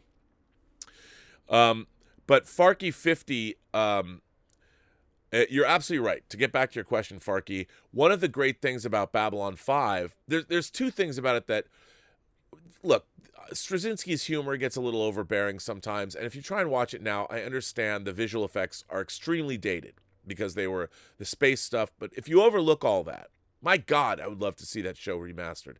I loved Babylon 5. Londo Mollari and Jakar's arcs in that film, just terrific. As many people know, though, they didn't know if they were going to get a 5th season of the show. So I don't want to say what happens if you've never seen Babylon 5, but it is a very, very fine science fiction show. And while the first season is a little slow going, it's a bit of a slog, it all pays off. Season 2, 3, and 4 of Babylon 5 are some of the greatest science fiction television ever. And yeah, because you have Straczynski and you have that authorship, which I think is great. Alexander Wilson is here, a longtime member of the Post-Geek Singularity community and a big supporter of the channel. Hello, Alexander. Alexander says, Daniel Alter, my old friend Daniel Alter. I love Daniel Alter. I was in a movie called Starwoids where he was waiting in line. You should just watch it. Daniel is a Hollywood mover and shaker now and a great guy. Daniel Alter said Bad Boys 3 is going to make 150 to 200 million domestically. How did the industry miss on this moneymaker when it cost way less than Doolittle? Also, I was the anonymous tipper about Game of Thrones. We need a 4K version of Free Enterprise. Well, all of those things are true. I think it might. I mean, look, Will Smith. I've always loved Will Smith as a personality. I've loved watching his social media presence. I've always enjoyed him. I really enjoyed him in Independence Day. I liked him in Ali. The guy, I know he's friends with Tom Cruise, but he gives everything to his work. I mean, he puts it all out there, and he had a great Aladdin was really great for him. But of course, Gemini Man, which he probably worked his ass off on. Oh my God, with all the effects technology, I can't imagine. I'm a huge fan of Will Smith. I'd love to see Bad Boys. I like the Bad Boys franchise. Look, Bad Boys 2 is one of the most gloriously over-the-top and overproduced and over-directed movies ever that I love. And it's Michael Bay. It might be the most Michael Bay of all Michael Bay's movies, in fact. But I don't know. I mean, I think Bad Boys 2 or Bad Boys 3, how can you not? Martin Lawrence and Will Smith were, obviously their chemistry is not gone anywhere, and people like the film, and I think it's great. And we need more of that. So we have completely lost sort of the mid-range adult action film, whether it's a political thriller with an action bent like Hunt for Red October or the Bad Boys series. I mean, I have to tell you, by the way, speaking of Michael Bay, I've only watched the beginning of Six Underground because I didn't have enough time, and I just turned it on. I wanted to see. I don't know how the rest of the movie is, but I could not believe the opening mayhem in Florence. That opening scene is yes. Is it excessive? Yes. Could it be dunderheaded? But the amount of carnage and destruction and car crashes, and the fact that every car that crashes, you see human bodies just eviscerated. I have to say, wow, I would really have liked to have seen that on a gigantic screen with a thunderous sound system. I don't know how the rest of the movie is. I watched it up till they were mourning. Well, you'll see. How did the industry miss on this moneymaker when it cost way less than Doolittle? Also, I was the anonymous tipper about Game of Thrones. I would love to look, my dream with, as many people know, I made Free Enterprise. I would love to do a new version of it in 4K. It's expensive to do that. And what I would like to do is I'd love to buy the negative from Mark Gottwald, my producer who owns it, or maybe partner up with him, but we don't have, it's expensive to take a movie that was shot on film and do a 4K version of it. And I do want to do a lot of nips and tucks, not things you would notice, but make the definitive version of the movie. I mean, people have told me it's a geek classic that it's fallen through the cracks. Well, I leave that up to them to tell me whether it's a geek classic. It's the only movie that I've written and directed, so I would like to have it out in 4K. And since half the characters are always talking about their home theater systems, it's embarrassing that it's not out on 4K. I would like to get it out on 4K. We shall see. I know Mark Altman would too. And I've done 2 versions of the movie, and it kills me that the last time it came out was on DVD in 2006 from Anchor Bay. But yes, I would love to see a version of Free Enterprise come out in 4K, and don't think it's not on my mind every moment of every day. Here's a letter from Jasmine B. Jasmine B says, "Hi, Rob. This weekend I watched 1917 twice in the theater. The first time I really loved it, but there were a few things that made it a little hard to connect. I was enamored by the technical achievement, but I think I'm so used to plots that are unpredictable and characters that are 8 layers deep, and that was a little hard for me to connect to a simplistic plot where character development happened through action and not always through dialogue. The second time I watched it, I stopped projecting onto the movie I wanted it to be, and boy, did I ever connect to it." By the way, Jasmine, that is a very astute observation that you meant, that you just stated very beautifully, that so often we go to movies, and when they're not what we want them to be, we sort of have a tendency to reject them rather than concentrate on what they actually are. And I love that you said that. Boy, did I ever connect to it. I was so deeply moved and connected with the characters. The second time, I just went with it. I saw the beauty in telling the story in the show don't tell way in which it was told. Has this ever happened to you? The second time you've watched a movie, when you've been able to let go and just go along with the story and the characters, you've been able to see the movie in a whole new light? Well, Jasmine, I don't think you've ever written in before, but I want to thank you for that letter. What a great letter that was. That is a very good question. I've often said, like, I love The English Patient with all of my heart, but Anthony Minghella film, after that he made Cold Mountain, and he also made The Talented Mr. Ripley. I hated The Talented Mr. Ripley the first time I saw it. I don't know why. I hated it. I saw it, I think, on Christmas Day as a double bill. We saw that first, and then we went and saw Any Given Sunday, which I liked a lot more. But the second time, I sat down because I love Anthony Minghella as a director. I'm like, why didn't I like this movie? So I watched it, and I loved it. I don't know why. Maybe it was because I was hungover from partying the night before. I don't know. But I loved it. I loved the whole portrayal of Italy. I lost myself in it. I got totally like, oh my God, it's so tense when you get to the end. Like, what's going to happen? I loved The Talented Mr. Ripley. And that was something, it was a huge revelation to me. And I don't know why I did that. Sean sent in a tip and said, "What do you think of the Nick Cage movie Mandy? I can't wait to see Color Out of Space next week." Sean, I love Mandy. What a batshit insane movie. Panos Cosmatos. Panos Cosmatos is actually the son of George Cosmatos, who directed movies like, well, Rambo, First Blood Part 2, and then he directed Cobra.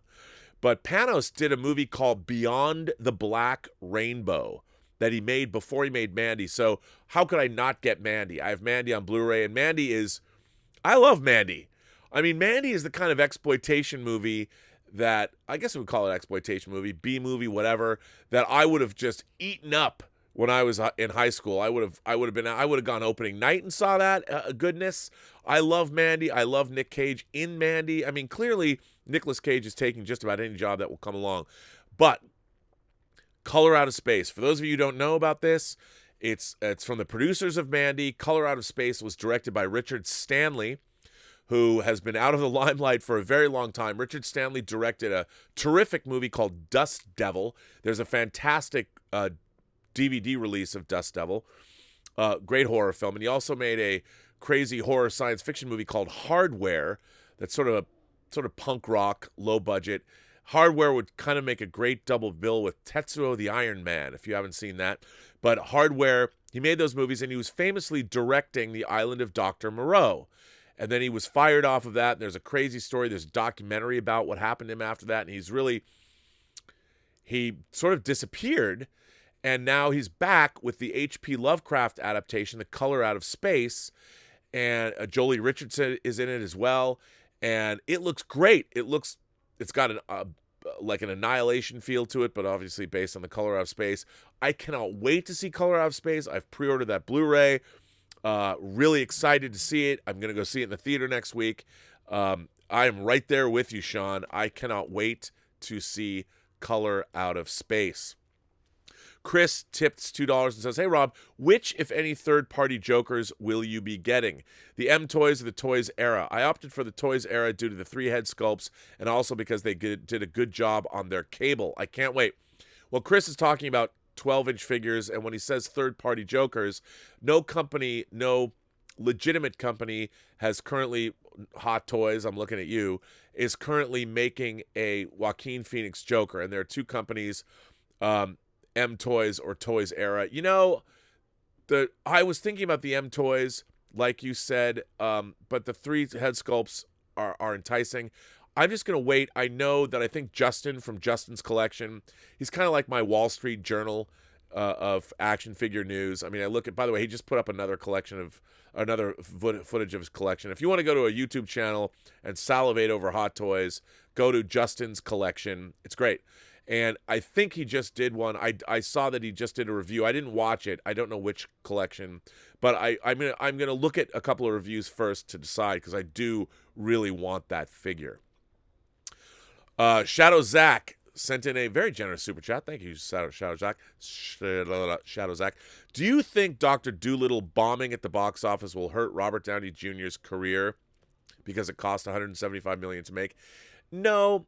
I don't think so. I mean, I know The Judge didn't do as well, and Infinity War and Endgame, the performance he did as Iron Man, I don't think it's going to hurt his career, because remember, he's got other things, like he can make Sherlock Holmes 3 that people are waiting for.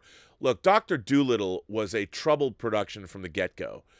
Stephen Gaghan was completely the wrong person to direct it. It was just a mess. And to me, Dr. Dolittle is the product of a studio deciding what should get made. Like, yes, let's go make a Dr. Dolittle movie, for families. They're going to spend an enormous amount of time on it. I don't know how Stephen Gaghan, who's a very good director and a great writer, how he ended up directing a film. He had no understanding of how visual effects worked. How did he get that directing job? I will never know. But it was a clusterfuck from beginning to end, and it's unfortunate that is the case. But I think he's going to be okay, because people love Robert Downey Jr., and we'll see.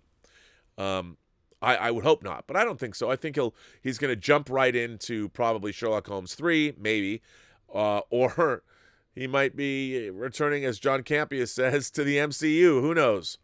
Or he might just hang out and enjoy his life because he's got some fat money he made off all those MCU movies. Mark Chure is here. Mark Chure sent super chat in and says, people who look at Bond's behavior as problematic might want to remember that women have no problem being as big of degenerates as men. What's funny? I mean, I've never seen Bond as a degenerate as so much as a sensualist. Bond just likes the fine things in life. He loves great caviar. He loves great fashion. He loves great cars, and he loves incredible women. He loves the most beautiful women in the world. Bond is a sensualist. He enjoys life. He drinks it all up, and he knows at any moment he can die. And I think what's really interesting is, one of the things I find curious is, why are we no longer sensualists? Why are we not, like, it's so strange to watch. Look, I understand you can respect everyone, but we are biologically hardwired to get busy with one another. And I don't see why James Bond, a man who's trying to save the planet all the time, should ever be pilloried by his taste in women. And the fact that, if you're not procreating and you're having sex, one of the great sensual pleasures of life, why pillory Bond for that? But you're right. I mean, I think what people don't understand is women are as big as sensualists, if not more, than men are. I mean, just ask Vesna or Willow Yang. They'll tell you. And they're here. I don't know if they're here in today's chat, but I'm sure right now, if they are, they're giggling about it, especially Vesna. Sarajevo, I'm telling you, man, if you go out with Vesna, I'm sure you'll have a great time. But anyway, that's not to say that you should disrespect Vesna in any way, shape, or form. But yes, I think that, like you said, Mark, women are they're creatures of physicality just as much as men are. And, they probably know a little bit more about it. And honestly, I think we all, as men, have to bring our finesse game. We have, you need to learn about something before you're really good at it. And James Bond clearly has. And I like that. Jason S. says, I think my tip on Voyager got missed. Did it? Also, did you ever receive the cinnamon saltwater taffy that Bruce's Candy Kitchen drop shipped? Jason S., I have not. I have not got any cinnamon saltwater taffy, but did you send it to the P.O. Box in Iowa? That could be a reason, because I have a big package that is going to be sent to me. Look, I'm going down. Oh, all right, here's your super chat. Jason S. says, something that really bugged me was that the Voyager crew would run into a brand new species, and yet their universal translators could translate their languages immediately. Also, that assumes all of the aliens so happen to have a universal translator as well. Well, yes, that is a problem. Verisimilitude is stretched there. But I would say that ultimately, over the years, over the centuries in the Star Trek universe, there's only so many ways aliens can I mean, look, it's a conceit when they did Star Trek. They had to be like, well, all of these aliens are going to speak English. It's just a conceit. It's funny. Michael Chabon fixates on Spock smiling, but what he really should be thinking about is, how are we going to deal with the fact that everybody speaks English? But I think that if you have deep learning AI and the kind of computer power that the Enterprise has, I think that universal translators, they would have had so many different languages fed into them that, like C-3PO is fluent in 6 million forms of communication, that you just have to assume that universal translators are pretty good.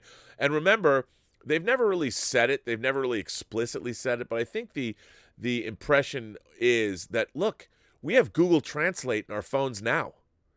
So 300 years hence, I would think that technology, we'd be able to talk to people right away. I don't know. It's just never been depicted. It would be interesting to do that in a Star Trek series. But I don't think you are wrong about that. It's a great point, though. I do like that. You're not wrong. Dancing Dog 60 says, Robert, I really loved Agent Cody Banks. The idea of a teenage spy caught my fancy way back when I read the Jimmy Olsen comic where he became a spy. Also, I took a date to see that film, and she loved it. P.S. I hope we see Bob Layton's Hercules in the MCU. Many people might not know this, but I directed an episode of Femme Fatales with a character. We had artwork. I've got artwork over here. I should frame it and put it up. That Bob Layton did of a character called Libra. That was a lot of fun to do. What Dancing Dog is referring to, I was one of the producers, I've talked about this before, on the Agent Cody Banks franchise. We bought, along with my partner Danny Gold and Carrie David, who actually has a great documentary on the festival circuit, if you get a chance to see it, called Breaking Their Silence, Women on the Front Lines of the Poaching War. She went to both Africa and Vietnam and did a fantastic documentary, but Carrie was also a producer on Agent Cody Banks. What we did was we acquired the script. We optioned the script from a limo driver. The original story was credited to the limo driver. And my good friends Zach Stentz and Ashley Miller, who went on to write things like Thor and X-Men First Class, they came in and did a rewrite of Cody Banks, and that draft is what we sold to the studio. And there was, unfortunately, there was a lot of behind the scenes. I could write a whole book on the making of Agent Cody Banks and what happened. It was, the shenanigans were unbelievable. Maybe I should do a whole show on that. I should have Carrie come on, and we should do a whole show called The Unmaking of Cody Banks. But interestingly enough, hey, it got made, and its sequel got made. And of all the credits, here's my lesson I talk about. You don't get what you deserve. You get what you negotiate. There's like 13 producers in the opening. There are no opening titles in Cody Banks. They're in the end. The main titles are at the end of the movie. And if you ever watch the original Cody Banks and you look, I am the only producer, even though I'm a co-producer, I'm the only producer with a single card credit, which means my name is on the screen by myself. I don't share my credit with anybody else as a producer, even though I'm a co-producer. Madonna was a producer on Agent Cody Banks, she doesn't have a single card credit. Jason Alexander was a producer on Agent Cody Banks. He doesn't have a single card producer credit. And it was great because that set what's called precedent for me. So I am a single card credited producer in Hollywood. So when I sold The Hills Run Red, when we went and Dave Parker and I sold it to Warner Brothers and got Warner Brothers to make it, I got to have a single card producing credit on The Hills Run Red, a full producer credit, and my company, Ludovico Technique, gets a possessory credit at the front. So that was a big deal. I love working on Cody Banks, but I will say this. The original Cody Banks movie that Ash and Zach wrote was Ferris Bueller meets James Bond. The main character was very cool, and it was designed to be for audiences basically high school age to mid-20s. That was our target audience. Ferris Bueller meets James Bond. And when we sold it to the studio, they loved the script. They loved Zach and Ashley's script, which was much more of an overblown James Bond script. Then the studio decided to make it for tweens. So they made it for 8 to 12-year-olds. That was the Hilary Duff, Frankie Muniz. That was the thinking. So unfortunately, they brought in 2 other writers who were great that rewrote the script and sort of made it for more tweens. And I'm convinced, if we'd made the original conception of the movie, it would have made $200 to $300 million. It would have been a Back to the Future type of a hit, and it would have skewed older. It still did well. It did okay. It didn't do bad, but it could have been a much bigger hit, because I think the problem is, I always talk about verisimilitude. Because it was a kids movie, they decided to have it has kid reality in it. It has like Nickelodeon show reality in it. And it should have gone the other way. It would have been a much cooler movie. It would have played longer for older audiences. But, hey, it was the first studio movie I was ever a producer on, and I hold that movie in high regard. I just wish it were better, and it could have been better. But that's how you play the game. Let's see. I've got another letter here. This letter comes from Richard Aldrich. Hello. Today was my introduction to you, and what an introduction it was. I'm a huge Star Wars fan, and I have a request. Is there any way you could do a stream where you read the fan fiction screenplay someone claiming to be Colin Trevorrow wrote? Wink, wink. I ask this for one reason. Headcanon. The Rise of Skywalker did a lot of damage for me, and if I can actually hear it in its entirety, it would be therapeutic, and I could at least have it in my headcanon. I heard your live stream and the one from Midnight's Edge, and now I'm like, how was Rey blinded? What was Kylo's training like, etc.? By the way, I did a second part of my own review. For those of you, this is crazy. God love Midnight's Edge. Midnight's Edge has done a supercut where they took my first examination of the script. They took my appearance on their Midnight's Edge Toxic Fandom show. Toxic Femininity. That show, those 3 girls, where were those girls growing up? But what a delightful bunch they are. And they were great. They're very, very smart. They really know their stuff. And so they took my appearance on that show, and then my second show that I did on the script, and put them all together in a supercut.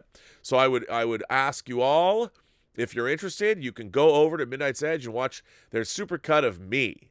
Of course, I don't get to monetize that, but hey, gets me out there, and I really appreciate that they did that. It took some work, and I appreciate. Look, when you're putting these shows out, we have an ecosystem that we're a part of. So kudos to Midnight's Edge for doing that. I was actually very flattered. So I would send you over there. I just think it would be cool to hear it in its entirety, so I thought I would ask. Your dogs remind me of mine. I have a 9-year-old shepherd named Jet, and he likes to chime in when I'm talking on the phone or in a chat. I think it's great and funny, as they have good timing. Anyway, thank you for sharing what you did, and I just ask you to consider my request just to hear the screenplay in its entirety. Thank you. Well, here's the thing. I'm not going to do that. I read too much already.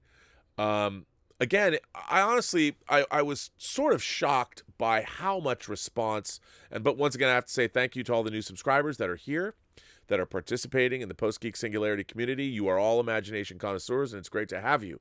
I didn't realize how much interest there would be. I mean, I kind of did, but not to the extent that people would go like, oh my God, that I'd be accused of lying or making up shit. Like, it's so funny. There's been so many people that have come here. I'm like, dudettes, gentle people, kind folks. Look, even I read this, and look who shows up. Gilbert shows up. I've been doing this is what, my 322nd show. If I was going to make shit up to get viewers, I would have done it far earlier than now. So I don't need that. But yeah, I would suggest you go back and watch that. Oh, Tallulah's here barking too. Yeah, I understand, Tallulah. I know, you get a cookie and then you'll stop barking. Look at this, because I've been on for 2 hours and I haven't been playing with them outside. There's one for you. You can't, you'll get sick. These organic cookies, they'll give you the runs. But yeah, so I would check that out. I want to thank you for writing in. What a very nice letter that is. And yeah, and apparently a lot of people now say they have the script. I don't know about that. When you come on my table when I'm on, Tallulah, it frightens me because you put your paws on the keyboard. See, Gilbert doesn't do that. Tallulah does, and you need to stop, Tallulah. You got to stop doing that. You got to stop. Yeah, give me a kiss, baby. All right, now come on, get down. Yes, baby. No, see, I know you're gonna hit something. I know. Good girl.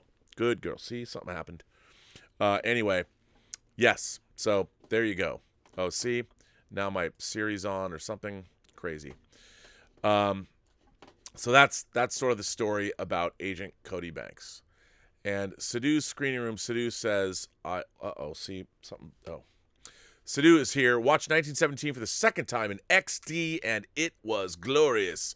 George Mackey running through a deserted French village with flares as the only light source has become a beautiful image that's been seared into my brain. Long live Deakins. Roger Deakins is a genius. The stuff he did with the Coen brothers, of course, Shawshank Redemption. It was so great to see him win an Academy Award for Blade Runner. I think he's probably going to win this year too. I mean, the audacity of what they're doing. What a great, you gotta love it. You gotta love it. And I haven't seen 1917, but I'm going to see it this weekend, and I cannot wait to see it. I can't believe it's taken me this long. There's just been so much that I've had to do. But yes, I want to see it. This next one comes from Brad L. And he just says, "Hi, Robert. I just wanted to send you a message thanking you for reading part of the Duel of the Fates script. I found it as inspiring and complex as you do. Best to you, Brad." Well, Brad, you're very welcome. Thank you for writing in and taking the time. You didn't have to do that. I very much appreciate that. I'm glad a lot of people liked it. I think it's interesting. I liked the script a lot. I really liked it. Felt Star Wars-esque to me. I can assure everyone it is, in fact, a genuine script. It really is. I wouldn't have read it if it was not. So, absolutely. This next letter comes from Hillary Russell, and this is also another 1917 letter, and I have to disappoint Hillary, but I'm going to read it anyway because you're a new letter writer, and I love it when, my audience skews heavily male. So when I do hear from female watchers, I very much appreciate it. "Hi, Rob. I am a newer fan and subscriber of yours, and I've been loving all the catch-up on your content, as it has such great perspective from being in and out of the creative entertainment business. I would love to know what you thought of the recent film 1917. As an editor, your perspective on not just initially how it was shot, but the other editing aspects, sound, score, pacing, huge pre-planning and staging, and an example of a director with a very clear vision of material that ends in such a wonderful immersion for the viewer, and the beautiful statement on art would be wonderful to hear. I can't rave enough about films like this, where you get to seemingly be sucked in as another character in this journey and can't escape until the film is done. What an amazing achievement that highlights the possibilities of every aspect of movie making without spilling over into overdone or repeat syndrome. Thank you, and keep the discussions coming." And, Hillary, I want to thank you for writing in. I very much appreciate hearing from you. Look, I haven't seen 1917. All I can say is I've seen the one shot where the plane crashes, which is just unbelievable. It's unbelievable how that was done. I'm sure there was visual effects done on it. But the conceit of staging these long sort of tableau scenes where there's all this movement, and it's never been done before like that. And I think that's why filmmaking is still one of the most unique and innovative art forms. I mean, if you guys haven't seen a movie, it's not for everybody's taste. But Gaspar Noé's Enter the Void. If you haven't seen that, that was the last movie I watched that I hadn't seen in theater, that I got on Blu-ray, and I literally watched it twice back to back all night long. And that was pretty, what they did, there's some staggering camera work in that, things that I've still marveled how they finished. But that 1917 did this, and that it was a personal story. I guess it was director Sam Mendes's great-grandfather's story. Maybe it was his grandfather's story that this was made, that the studios allowed this movie to get made by a master craftsman. This is what movies are all about. So I can't wait to see it. And I agree with you. And I will talk about it a lot more when I've seen it. But I want to thank you, Hillary, for writing in. It's always nice to have newer people at the channel.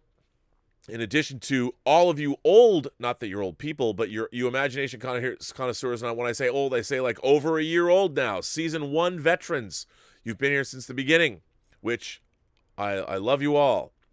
Stubble McShave says, I recently watched through the original Star Wars Special Edition movies to cleanse the system after watching Episode 9. Many of the Special Edition effects seemed really out of place and dated. The non-Special Edition sure may lack some effects, but it doesn't feel as dated. I totally agree. I am not a fan of the Star Wars Special Editions at all. I think those visual effects absolutely dated the film and completely, say it with me now, shattered the verisimilitude of the movie. I think Star Wars, because of it was of a piece, the way all of the effects were done, even when you knew you were watching special effects, because the technology was of the time, it felt of a piece. And when you're watching computer technology from a different era, technology that didn't exist when Star Wars was made, and compared to CGI technology now, fairly embryonic, even though they've gone back and fixed things, it doesn't work. It doesn't work. And when you watch Star Wars now, Empire Strikes Back and Jedi are less egregious. I think of all the special editions, Jedi is my favorite because I do like, look, as much as I love the Yub Nubs song, I do love that piece of music at the end with the Zamfir pan flute or whatever it is. And I like seeing the celebratory, the celebrations at all the different locations from the Star Wars universe. But Star Wars, I think, is completely ruined. The special edition, that footage, it was wrong-headed, arbitrary, and it doesn't work. And thank God I have editions of the original Star Wars on Blu-ray. So I'm with you 100% there, Stubble. 100%. Yeah. And let's see who is next. This letter comes from, that was Nicholas Glenn sending me a link. Thank you for that, Nicholas. I appreciate that. This comes from Mark C. Mark Chure, who's in the house. He sent me a letter. I love this letter. I was watching, good day to you, Rob, in the Post-Geek Singularity. I was watching you and John Campy on a show, and a question came in that I think deserves a closer examination. Here was the question. Did Underwater tank due to the movie-going audience not wanting to see Kristen Stewart? Both of you said no, but I think you might re-examine the idea. Is it possible that the general public is tired of Hollywood talking about issues of a political and social nature, and it's starting to affect box office? Whether you agree with Hollywood's point of view or disagree, it has been a full-court press of soapbox talk for the last 4 years and has even led to cancel culture. To oppose the narrative has gotten people labeled with very damaging titles. Personally, I feel like we've been seeing signs of not only Orwell's 1984, but Hawthorne's The Scarlet Letter. Hollywood has not only done its best to keep the fire going, but attempts to try and monetize it. But then comes Ricky Gervais. The public laughed while many in the room looked nervous. Whatever your thoughts on issues like diversity or feelings about the president, when it comes to a Hollywood community that kept quiet on Harvey Weinstein and Jeffrey Epstein, do we really need or care to hear what they think? Maybe being an entertainer shouldn't give you a platform, but be thought of as a job. The job is to entertain people who carry all different kinds of ideas, perspectives, and philosophies. Now, what does this have to do with Kristen Stewart? Well, there was a period in late summer where she found her soapbox about her sexuality, and along with Elizabeth Banks, their gender. The return on their soapbox investment? Bad box office. In the case of Miss Banks and Charlie's Angels, she blamed its poor reception on men and misogyny, which is odd considering that Charlie's Angels, baked into its DNA, is putting hot chicks in uniform to appeal to the male gaze. But I digress. Stewart has made in the case Miss Banks and Charlie's Angels, she blamed its poor reception on men and misogyny. Kristen Stewart has made similar claims that not supporting her films means you are homophobic. At what point am I supposed to feel empathy towards actors and actresses who live a life of privilege and whose jobs are to entertain? The truth is, I don't care about their cause. In my personal life as a boss, I had a crew that were made up of more LGBTQ people than not. My crew had more women than men. I didn't care what you were. Did you want to work, and could you get the job done? Those that did stayed. Those that didn't left. While there will always be idiots out there, I believe most of the public work this way. It's Hollywood second-guessing the public in order to get their money that has left them behind the times. Again, I don't care. Not as a moviegoer. Hollywood's problems are there to fix, and as a member of the public, I don't need to hear about it. I don't need you congratulating yourselves about fixing it, thinking it allows you to point the finger of scorn. To be a bit crass, I paid the organ grinder. I'm just here to watch you dance. Mark C. Well, as I've said before on this show, first of all, great letter, Mark, as always. I've said before on the show, I grew up from the time I was 13 years old. I had a large contingent of LGBTQ friends, and the arts traditionally have always attracted our LGBTQ brethren. So if you work in entertainment, it's a good bet that you know lots of these people. And to me, I'm with you. Even straight people, I don't make it a topic of conversation with anybody about their sexuality. That's not the first thing that comes up. I mean, one of my oldest friends, one of my dearest friends, one of my best friends is gay. And we've known each other for over 30 years now. And when we first met, he hit on me in a big way. And he thought I seemed very either gay friendly, and I've told people I'm gay adjacent, and we're friends 31 years later. It didn't matter. I just flat out said, you know what, dude, not gay. And that was the end of it. And we've been friends ever since. And there's no problem there. So I've never understood, even if you work with somebody who's gay, even if you're hit on, all you have to do is say no. The same is true if you're straight. And I've never really considered, and working over the last 30 years in the entertainment business, I've known so many people that are. It's never become an issue for me.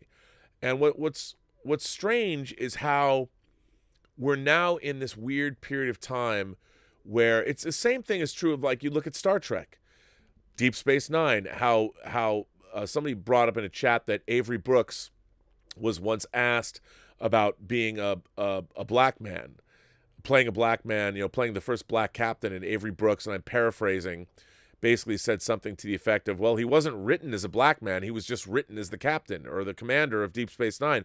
I wasn't playing him as a black man. And I thought, perfect. That's exactly right. I mean, what you're doing, I do not care about Kristen Stewart's sexuality. All I care about when I go to the movies is seeing a great movie. And what's really interesting is, I get it, Elizabeth Banks wrote and directed Charlie's Angels, but it's I think, sort of disingenuous to not sit there and go, you're making Charlie's Angels. Did you watch the original show?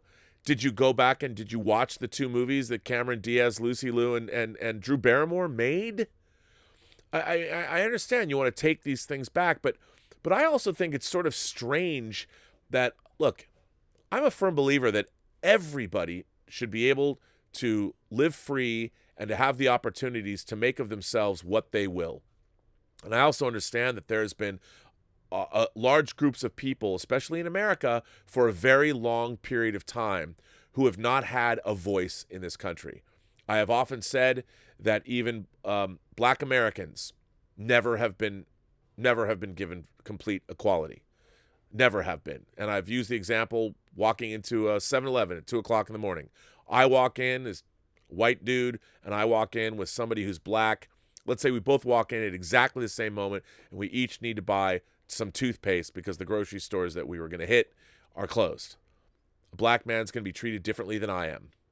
It's a fact of life. And until that is not the case, there is not true equality. And that is true of anything.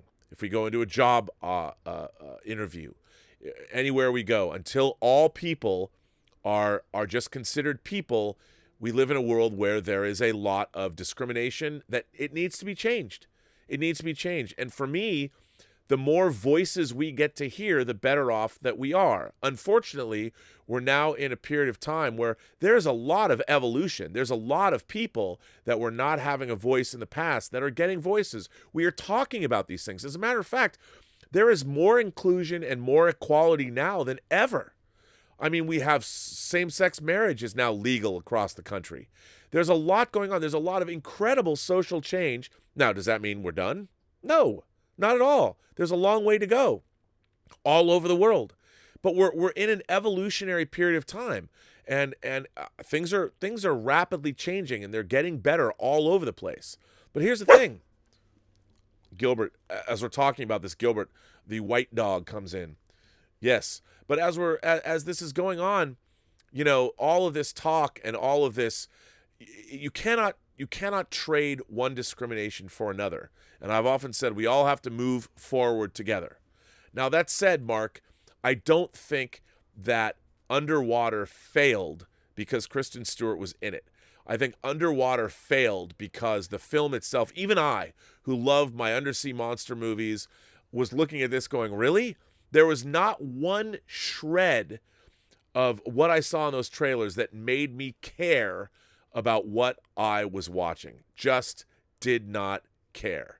Not into it, didn't care, and that's why I didn't go see the movie. You know, and it's very interesting. Now, check it out. Guess what I have following on Mark C's letter? Jim Boyers, that's right, Detective Jim. My moderator is here with a counterpoint to Mark's letter. And he says, Underwater did not deserve to drown at the box office. This review will have minor spoilers. That's right, ladies and gentlemen. Our moderator, Jim Boyers, Detective Jim, is here with a letter. Last night, I headed out to see Underwater, a woefully underhyped, under-advertised movie made by 20th Century Fox. Apparently, since the film was made prior to Disney's hijacking of the Fox brand, they decided to quietly let this movie make a few dollars back and then disappear into the ether with as little fanfare and ripples in the matrix as possible. Mission accomplished. The film was predicted to make a dismal amount of money on its opening weekend, and it fell short of making even that much. Way to go, Disney. Congratulations. You took a halfway decent sci-fi horror flick and made it perform like a Tommy Wiseau or Neil Breen epic. This movie is in no way as bad as its performance depicts it to be. Was it derivative and cliche? Yes. What movie isn't these days? The same stories get retold over and over. The only thing you can do is tell it in a way that makes it interesting and keeps the audience engaged. Underwater did that. Was it semi-woke and preachy in spots? Yes. Once again, Hollywood 2020. It's what you're going to get. Did it have a Sharknado-type escape from the belly of the monster scene that was way over the top? Yep. Did it check the box for the Wayland-type evil corporation that ultimately hides the truth and continues to engage in the activity that caused all the problems and death in the first place? You betcha. But for some reason, it all worked for me. The movie opens with a simple toothbrushing scene and instantly transforms into a run-for-your-life, sacrifice others to save yourself situation that starts you on a non-stop journey that is tense, exhilarating, claustrophobic, and expansive all at the same time. I am not the biggest Kristen Stewart fan, but she's really good in her role, and the whole movie is well acted by all the cast. The interior set pieces are what you would expect from an undersea drilling site. They are claustrophobic, and the atmosphere is dim, dirty, and oppressive. The outside settings are massive and cloaked in the darkness of 7 miles of water that is impenetrable to light, which renders them as giant structures that are only ever visible in small sections when a pressure suit's light plays over them. The monsters are well conceived, and while not the best ever put on film, still manage to be unique and frightening.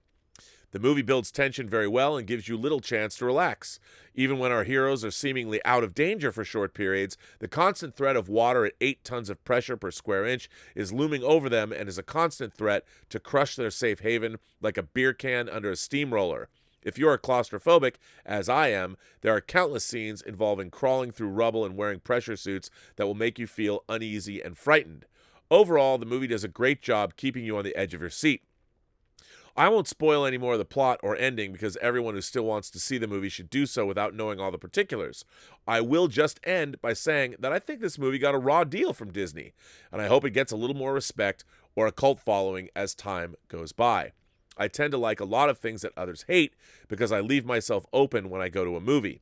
I'm there to have fun, and I'm willing to let go of reality in order to do it. I know that not everyone can do that. Most people want more from movies than I do. I just want to be entertained, so I don't worry about realism.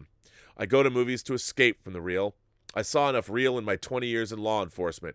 It's okay to want to shut that out for a few hours. Also, I like fan service in movies. Hell, it literally means they are giving me something I'm nostalgic for and want to see. Sorry, but that's okay with me. It may be the case that I like this movie just because of my ability to like most things. Maybe this movie stinks on ice. My willingness and ability to have fun made it seem way better than it is. All of you won't know the answer to that unless you see the movie yourself, which I hope some of you do, even if you wait till it's streaming on a service you subscribe to. Jim Boyers. Well, first of all, Jim, why the hell don't you write me more letters, brah? That was a great letter, and I really like to hear it. And what a lovely counterpoint to Mark C's letter. Coming at things from a different perspective, but certainly what a great way, and I want to thank you guys for setting me up for that point-counterpoint. But on one hand, I want to say that I sort of agree with what Mark C is saying. Not sort of, I'll say flat out. I mean, this we live in this weird agenda-based culture now where everybody is don't put your agenda before your characters and your story.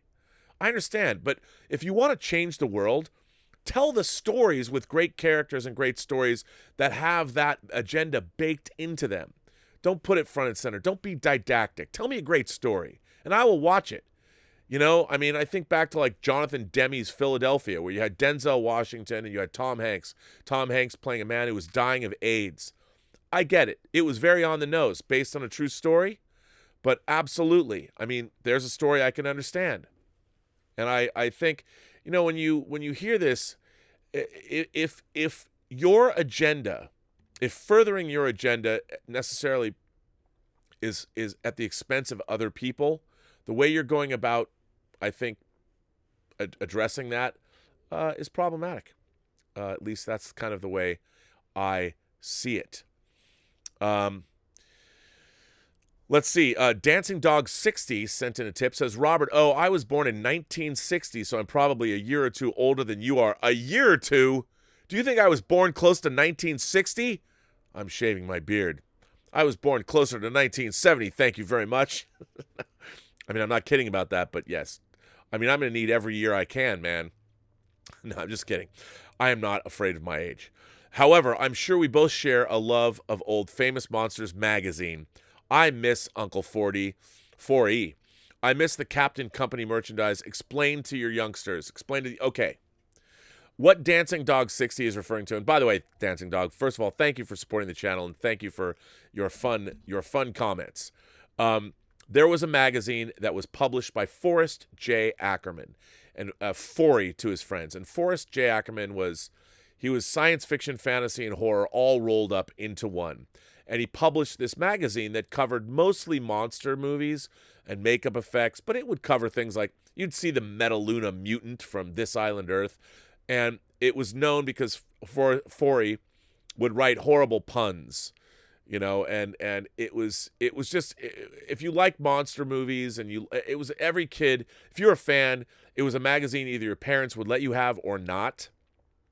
But the last third of the magazine was full of ads from what they called the Captain Company, where you could buy toys, you could buy monster masks from like Don Post Studios, you could buy 8mm or 16mm film reels from your favorite movies. It was like getting the Sears Wish book every month.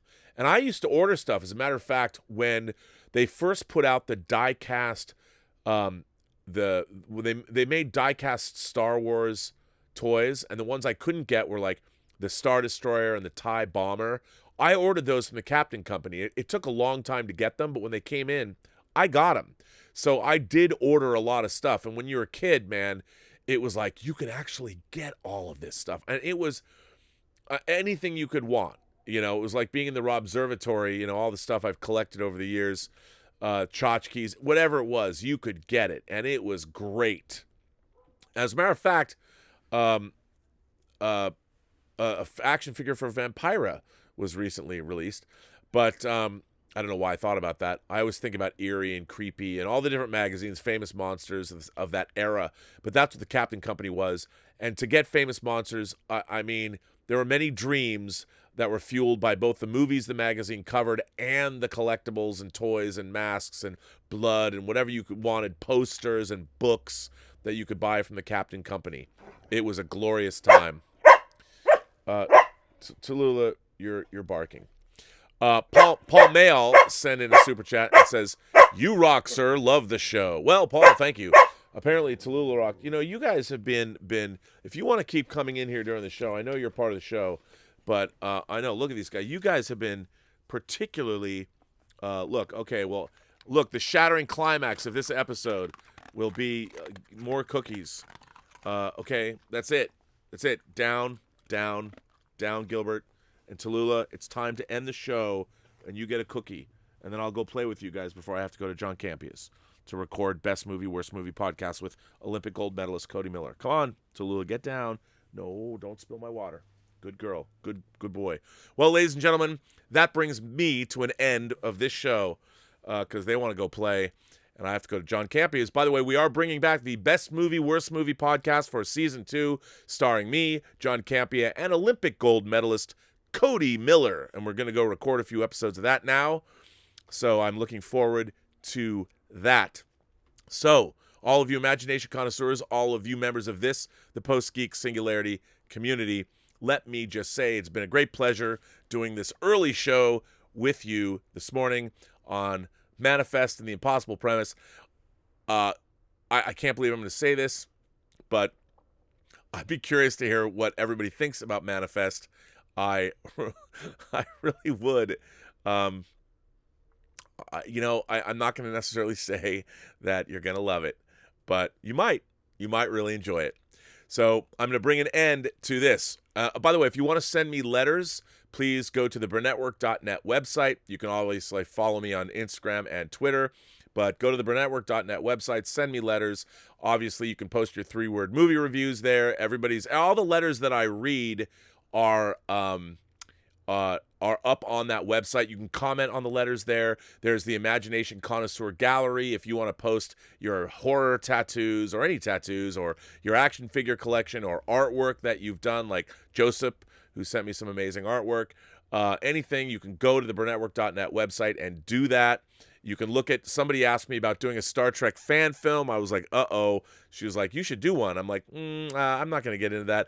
But if you want to see the work I was doing for the Axonar feature film, including about 50 minutes of documentary material that I was working on for the feature, it's not documentary material. It is a documentary about the footage I was creating for the Axonar feature. You can find that. You can find Willow Yang's column, Willow Talk, of her letters. And also you can find Ian Samuel's new review column, the Who Views, where he's reviewing Doctor Who episodes, and also you can find Ali State's column, The Feminerd Gaze. So check all of that out. I will be back tomorrow. The Seahawks are no longer in the playoffs, but they had a good season.